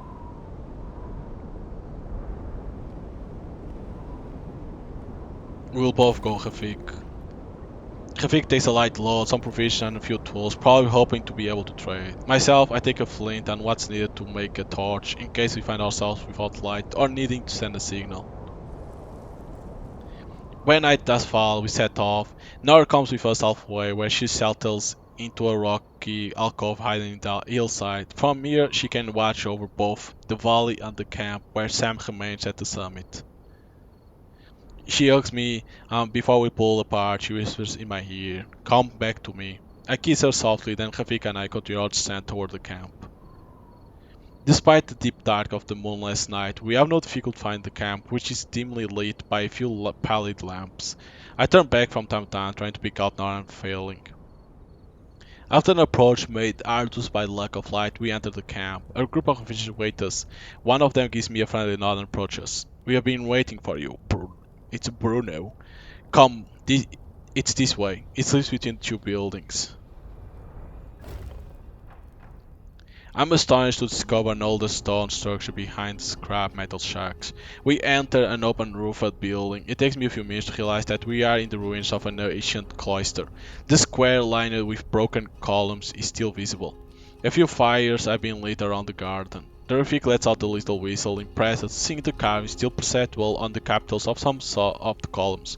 In the middle of the garden, a small group of people are gathered around the old man I met earlier. They watch us as we approach. I noticed that they are positioned around an old stone well. The listless blaze set around the garden streak the old man's ravaged face with their pallid glow. He speaks up, addressing me in his gravelly voice, punctuated by whistling breaths. "Welcome, Caminante. Take a seat." He indicates a space next to him. I do so watching the group. Okay, I'm gonna say the first one. I do watching group. It's made up of around 15 people, mostly old or at least tired. Their crown uniforms inspire nothing but compassion, and their respectful eyes reassure me about their intent. Rafik also sits. He gestures me to be calm. "You know, there was a fine monastery here before, a majestic and sacred place. Only the ruins remain, where the Vandals have built this miserable camp.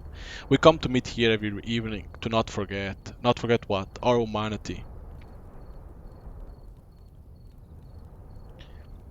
"What's your story?" "Most of the people here come from the lands to the south. Rumor says that there is a passage from here that leads to inhabitable lands far in the north beyond the mountains. We were tricked by a network of so-called smugglers who brought us here at the mercy of these vandals.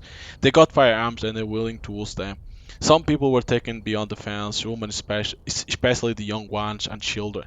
They say they were taking them to safety in the north. That will be our next turn next." His eyes shine with boundless grief. "But we never saw them again, nor heard tell of them, and our turn has never come."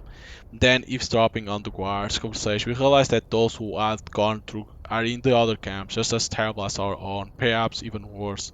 His voice breaks in an hurrying sob. A long silence punctuates his tale, then he finally continues. "Those who still could have tried to escape, most of them were brutally executed. They made examples of them to dissuade the rest from trying."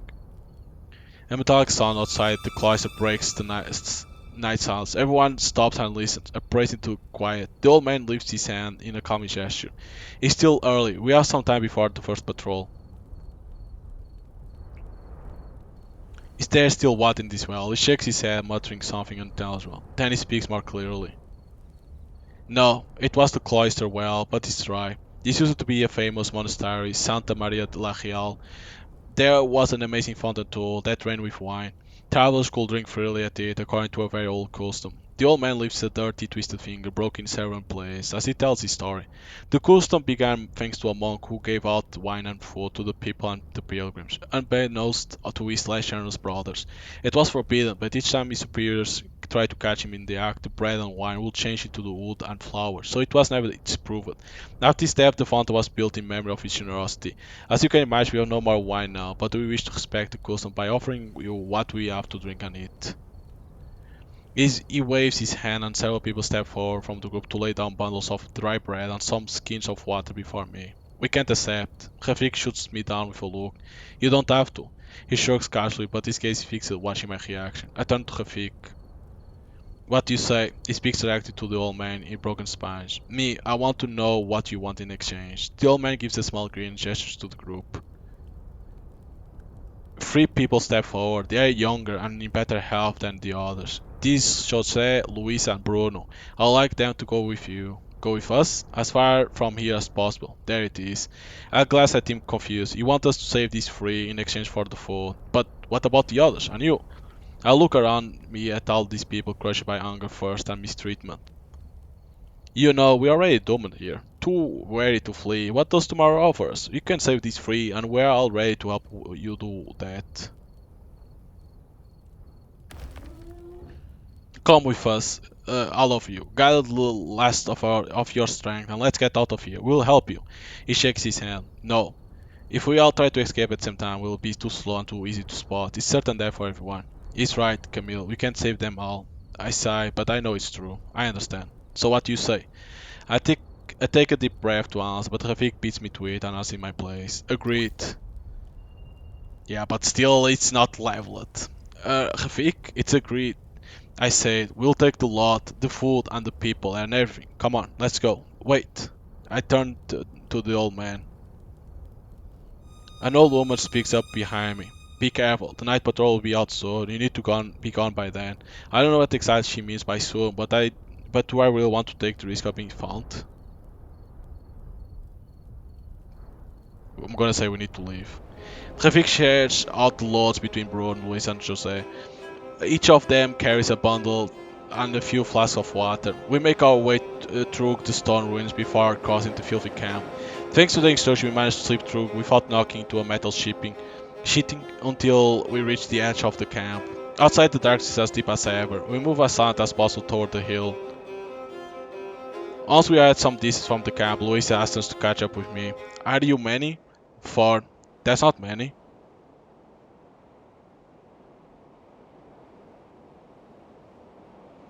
I don't know, I was expecting a bigger company, even a caravan. There were a lot more of us to start with. What happened? We split up before we crossed the ocean. One of the two men, Joseph, joined this conversation. Didn't you come by the Mediterranean? There were no more boats. Some of us wanted to try it despite everything. We came by the west, toward the ocean with a few companions. I glanced at Rafik, who listened in silence. Is there any road that way?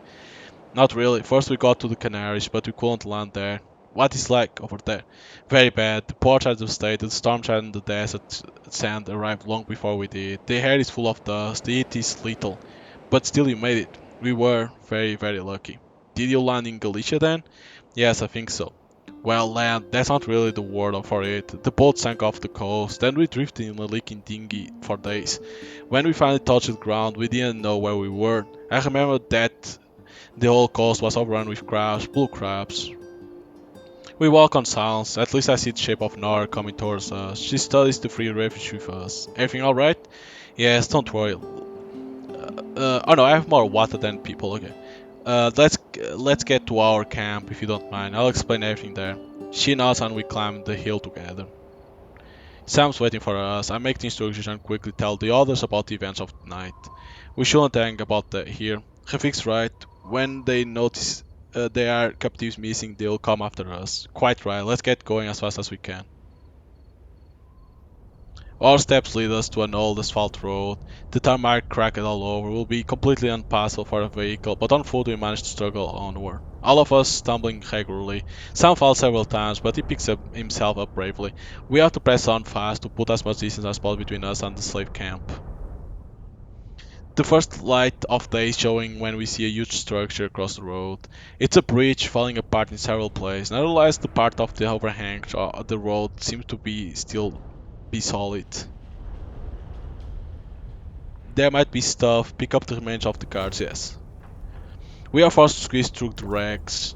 Ooh, nice. I pick up a few things in the hulk. Sometimes there's an undamaged strap left or a repair kit. As we go past a large truck on its side, Sam takes my hand and I notice he's trembling. He seems hypnotized by the bridge structure. You okay, buddy? Yes, it just gives his head a little shake. No, nothing. What's that, Sam? Can you tell us? There are people. People? Yes, like a walking crowd. Where? They are going under the bridge. Are there many of them? Yes. How many? I can't count them. They keep coming all the way to the horizon. Javi glanced at me worried. Can you talk to them? I don't know. Do I have to try?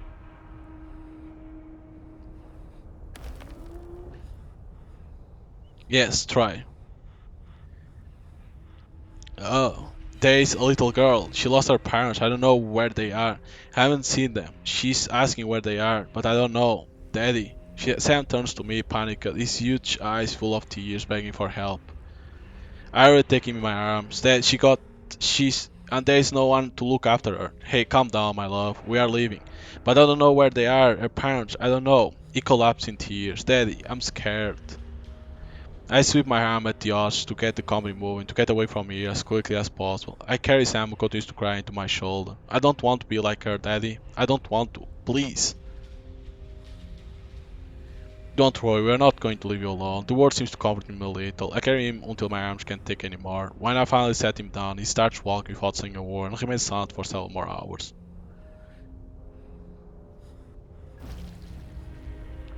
I try to cheer Sam up. For most of the day, we moved through the desolate landscape. I would have liked to have got further away from the old road, but we need to keep following if we were not going astray. Around these vestiges of the ancient civilization, open on hydrocarbons, nature has never been able to claim her rights. The ground is nothing but rubble, rocks and dust. When our path finally diverges from the road, we are exhausted and the heat is becoming dangerous. I'd say it's time to set up camp. We cross some softer ground, and I'm surprised to find the ruins of an old building on our left. The place is clearly deserted. There is a small field strewn with some burnt vegetation, and there in the middle of nowhere, a small chapel. We look around the place. It's an old stone building. The roof is partly gone, but we can still find a bit of shade. Above the doorway, there is a stone with the inscription on it. I run my hand over the dust to try and decipher the lettering. Most of it's unreadable, but I recognize one word: Ermita. A place of spiritual retreat. There must have been water source close by. We need to lay down our packs for a while. Ermita. I wish I could enjoy a moment of respite, but I'll hate to miss the chance of making a find that could be essential to our survival. Holy shit. Jose is in particularly good shape and volunteers to explore the area. We have to ration our supplies, okay. So, Jose and Rafik.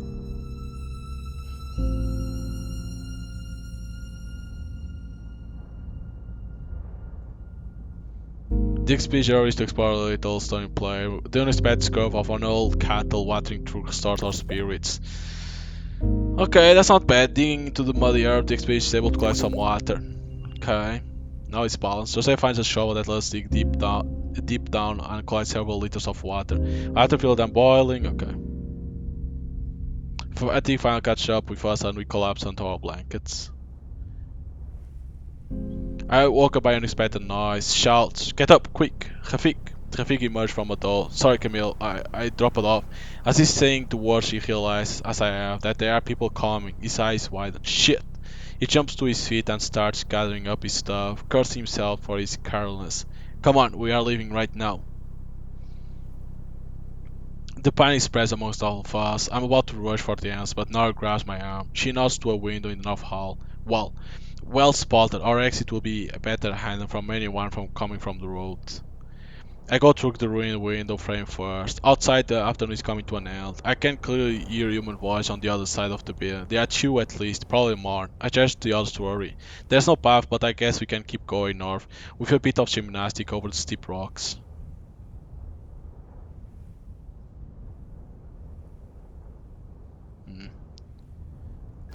Nora.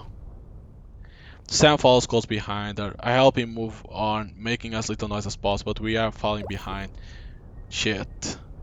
We are led by our materials to go faster. Not long after, we hear loud exclamations. They have found our camp! The time for this craze is over. I drop my bag to put Sam on my back and bolt as fast as I can. Several shots ring out. I pray that the meager cover provided by the rocks will be enough for no one to be hit. A bullet shatters the rocks just next to my shoulder. If Sam sees it, everything's screwed. I couldn't go on without him. It won't make any sense. His little hand locked around my neck don't prevent me from speeding up again. I leap between the rocks, trying to ignore the danger. The risk of making me step and breaking my bones on the stone blocks seems trivial compared to the thought of losing Sam. Only Nara managed to keep up with me. The shooting starts again. I hear a cry close by. They have hit someone. I confess, I pray it wasn't Rafik. Now that I made enough distance to be out of range, I'm gasping for breath. Sam, can you run? Yes. I put him down, we kept running. We should be able to find the path again if we're east a little. Rafik and the others are far behind, a few hundred meters to our right, and I can see a ruined village and lights. I don't like the look of it. We're going to lose the others if we don't wait for them. Yes, but we can't stay in the open either. There's an abandoned farm further on. I turned to Sam incredulous. How do you know? He doesn't answer but points the direction. It's this way. Sam pulls on my hand. After a few detours, we do in fact arrive at a dilapidated old farm. The torn open grain silos on the north side of the building leave little doubt about the possibility of finding anything to eat or drink, but at least we'll be out of sight. The collapsing stone has left gaping holes in the walls. I'm going to watch out for Rafik. Nora nods and lets Sam curl up against her. They talk together in soft voice. After a few minutes later we leave, I see our friend appear, silhouette against the setting sun. There are only two others with him, carrying both his own pack and mine, which he must have picked up as he passed. His heavy slumping steps reveal his deep exhaustion. I leave our shelter and wave to him. When he reaches us without a word, Vic throws my pack at my feet. I look into his eyes. I can feel his sadness, his dismay, and his anger. I hug him. He stiffens up first, but I know it has to calm out, so I take him in my arms. He doesn't sob, but I see sand tears that run down his cheeks, and he relaxes a little. Thanks for the bag. He finally slaps me on the shoulder, then he sighs and slumps down near Nora. The two refugees are ready to drop. They fall lengthwise on the dusty floor and rummage through their bundles for water. Fuck, how did they catch up with us? I don't understand. With the heat, they can't have moved that fast. Do you think they got a vehicle? What kind of vehicle? A car or a truck, maybe. The idea seems to fill Sam with wonder. He knows the worst, but he's never seen a working motor vehicle. Do you think there's petrol left somewhere? I shake my head. It's unlikely. Maybe they are using bicycles. Camille, bicycles? Seriously? Rafik bursts out laughing. Like a tandem squad. I'll put my money on a go-kart squad. I hadn't thought of go-karts. Nara starts laughing too. Laugh away, still it could be true. But our laughter quickly turns into sobs. We are cracking up. I glance at the refugees. Did they get Louisa? Rafik gives a bleak nod. I don't know what to say or think anymore. I let my head fall back, knocking my skull several times against the wall I'm leaning back on. The little flash of pain helped me cling into reality, to the here and now. Anyway, we have to keep going, try to get out of that territory as fast as we can. If the rumors are true, we have to get through the mountains. I glanced through the hole in the wall opposite me and at the mountainous terrain that awaits us in the coming days. The pass that the map shows us could be at the 1000 meters altitude. The summits are great, devoid of snow. It's a long time since the glaciers melted and didn't have time to form during the rare cold spells. We'll have to find some warm clothing. They look at me puzzled. They think I've lost my mind. It's at least 40 degrees outside, Camille. They don't know. They'll never know the cold. We are going to start the descent. In a few days it will be up there. I point the dark summits that disappear into the yellow haze of the sky. At that altitude, I think temperatures can still drop pretty low, especially at night. We need to adapt what we are wearing. And how do we keep ourselves? We'll have to find something. Nora adds in a reassuring tone. We'll got a few days to do that. I give Nora a look of thanks. There's a dial between us that only we can understand. Thank you, Nora. They need hope and reassurance, but I can't do it anymore. I know. Don't worry, my love. I'll take care of it. Neither of us has spoken a word, but everything's been said. We take a few minutes to drink a little and gather our strength. Then I announce it's time to go. We quickly pick up the big road again. Its course, perfectly straight, cuts through dreary swaths of emptiness. The evening light gives a surreal quality to the strange prospect. After some time I spot the remains of a single modern construction. I point out to Rafik. What's that? A gas station, I think. As we carefully approach it becomes obvious that the building and its surroundings are ravaged by fire. Clearly they are closed. Did you want to fill your tank? What does that mean, fill your tank? Fill up the fuel tank of your vehicle. There are cars everywhere here. Did everyone have one? Yes, and sometimes more than one. More? What for? To show everyone else how rich you were. What for? For nothing. Sorry, Sam. All this makes me a bit angry. I stroke his hair as if for forgiveness. Why does it make you angry? The cars, most type of transport, they were a big cause of this disaster. We knew it, but people just couldn't give them up. Why was it a cause of disaster? Well, most of the cars worked with gas made with petrol, which were burned to make the engine run. Sounds expensive. How fast could you go with it? Very fast. Faster than Daddy? Faster than the wind. I guide the company around the gas station, keep a good distance away. I noticed curtis shapes of a human corpse, and I don't really want to add those bleak visions to some imagination. We're coming up to a big city. Yup. There's probably another way. Isn't there anything on the map? No, there's nothing marked, but I think we should try to go through. It will be a cool opportunity to try to find some warmer clothes. It's too risky. Can't expect something for nothing. Rafik, it's not a game. If things go wrong, you'll be there to defend us, right? No. For us now, it's deadly serious. Do you know what will happen if you go down there? At best, we'll be killed. Because, believe me, you don't even want to think about what we can expect if we are taken alive. I won't go another step close to that city, and neither will Sam. Try to look on the bright side. There could be good people down there too. Anyway, it's up to Camille to decide. I make a mental note to thank Rafik later for so kindly throwing me into the wolves. In the end, it's Sam who speaks up. Mom is right. Everyone looks at him. We mustn't go that way. Daddy, please, we mustn't go. Alright, buddy, we'll go around. I run my hand through Sam's hair. Rafik shrugs, smiling a chance at Naru, who groans as a matter of form. The sky stays clear and we have no trouble continuing despite the darkness. This region must have been useful for large-scale farming at another time. Today we cross the right land swept by burning winds.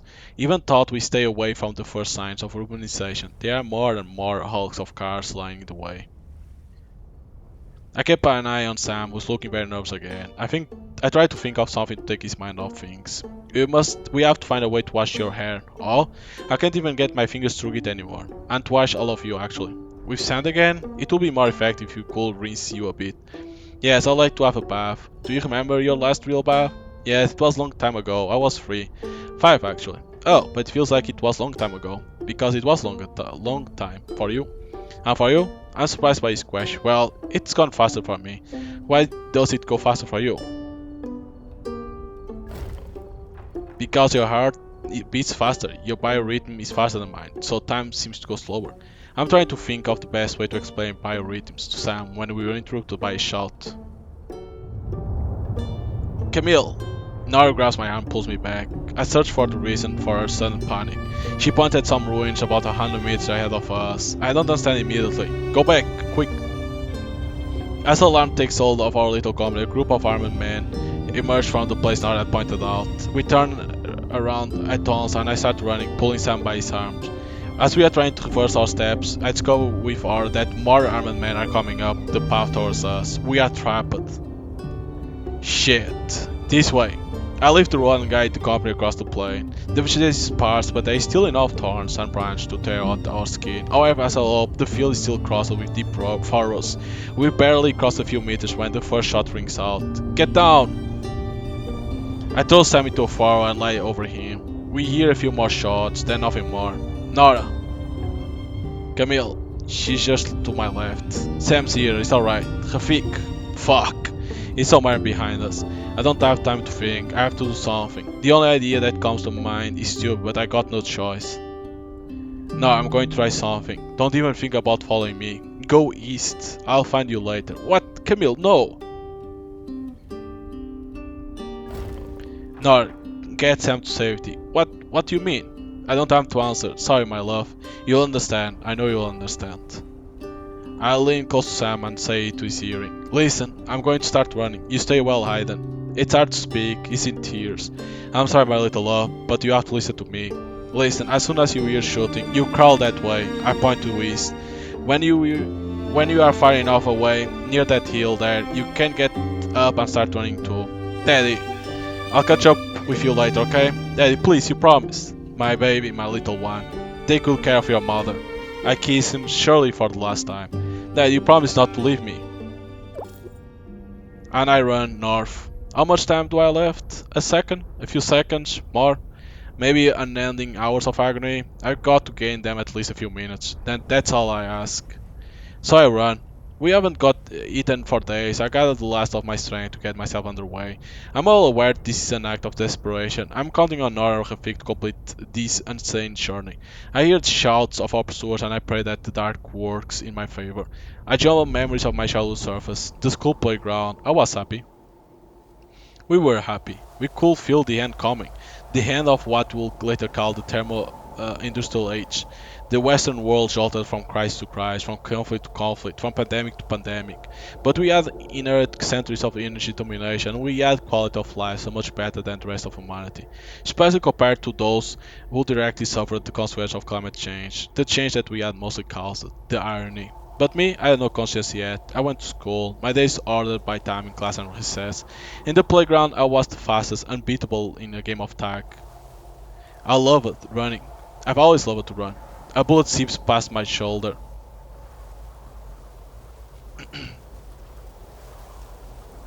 And I'm up and running again. I hear a second shot and a third. There's a sharp pain in my left leg, but I still can run. Maybe it's serious and only the adrenaline is keeping me upright. I don't know. No time to check. Sometimes, often even, I think to myself that is how things should be, the end of humanity. We are simply not a viable species. A poorly designed organism that propagates unchecked and destroys the conditions that favor its own existence. There is nothing left but to wait for the end of this mass extinction. And then a few more years of additional evolution. And there you go. Only next time you have to hope that the dominant species doesn't repeatedly shoot itself in the foot, along with all the rest of the biosphere. Oh, I'm not the only one to have thought that. A wave of ideas like that one spread out in my circle when I was a teenager. Extinction submission, I think it was called. But I didn't entirely share the convictions back then. And I share them even less now that I know Sam. Another bullet ricochets off a rock on my right.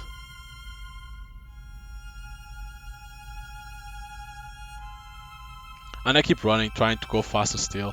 I almost joined the other side. The other ones wanted to fight, to struggle against extinction, still convinced that with a little more respect for the living, we could have a place on this planet. But very quickly the injustice of the situation became unbearable to me. I couldn't accept the idea of that every year already fragile people should endure more drought and more famine because of our civilizations. I had to act. So I signed up with an organization to come to the aid of the countries hit by disastrous consequences of climate change and I decided to get out in the field. The day I left, Dad said to me, "You have got the courage I always lacked and I'm proud of you. But Camille, my love, I'll prefer you stay here." I still left, of course. Even so, I admit it's still possible that extinction theory. When you see just how dumb we can be, it's a curse to be so dumb and still be able to realize how dumb you are. The irony. Yes, in a way, I know we'll have to deserve it, our arch extinction. Only there's Nora. So beautiful, it often makes me cry, even in secret sometimes. Glorious even in its shortcomings. And Sam. Sam, my last hope for humanity. Chapter 4, Camille. We are the forest. The shooting has stopped, they are out of range. As for me, I'm winded, but against all odds I'm still alive. I need a few minutes to recover. I drink a few mouthfuls of water from the flask of my belt and check the condition of my leg. Running my hand over my thigh, I realize that it's covered in blood. I think it's superficial, but I don't have time for further examination. After trying on makeshift bandage, I set off again. They'll come after me for sure, especially when they see the blood. It's going to be a long night. The terrain slopes steeply. I try and leap them a few more kilometers north before heading back southeast. I can't even consider the thought that Sam and Nora didn't get away. If they didn't, there's no point in me going on. So I decide that they are fine and I simply hope I'll manage to find them. Nora, my Nora. I know you'll do what's right. You always do what's right. I remember the first time we met. Okay, so hope you guys enjoy some gameplay of I forgot now the name, which is incredible. I always forget sometimes the name of the games, uh, which is a little bit stupid, but you can always go in the main menu and offlines. I always forget. Sometimes I forget the stuff because of the titles. Sometimes the titles they don't call and the rest of the game. The game is good if you like visual novel. It's good. The problem is the only problem that I have with the game is that you have a lot of flashbacks. To remember Oh, when you now that part when he was a kid, and then like when he met in Ian. So when I understand that it's like to explain a little bit more of the game, how you meet those people, but it has a lot of flashbacks that's like, and I think this game. I understand this is about the climate change, things like that, but I think they could do something like like zombies, other things, something like that. You had decisions that, oh, I need to stay and kill the zombies or run away. I understand this is more about,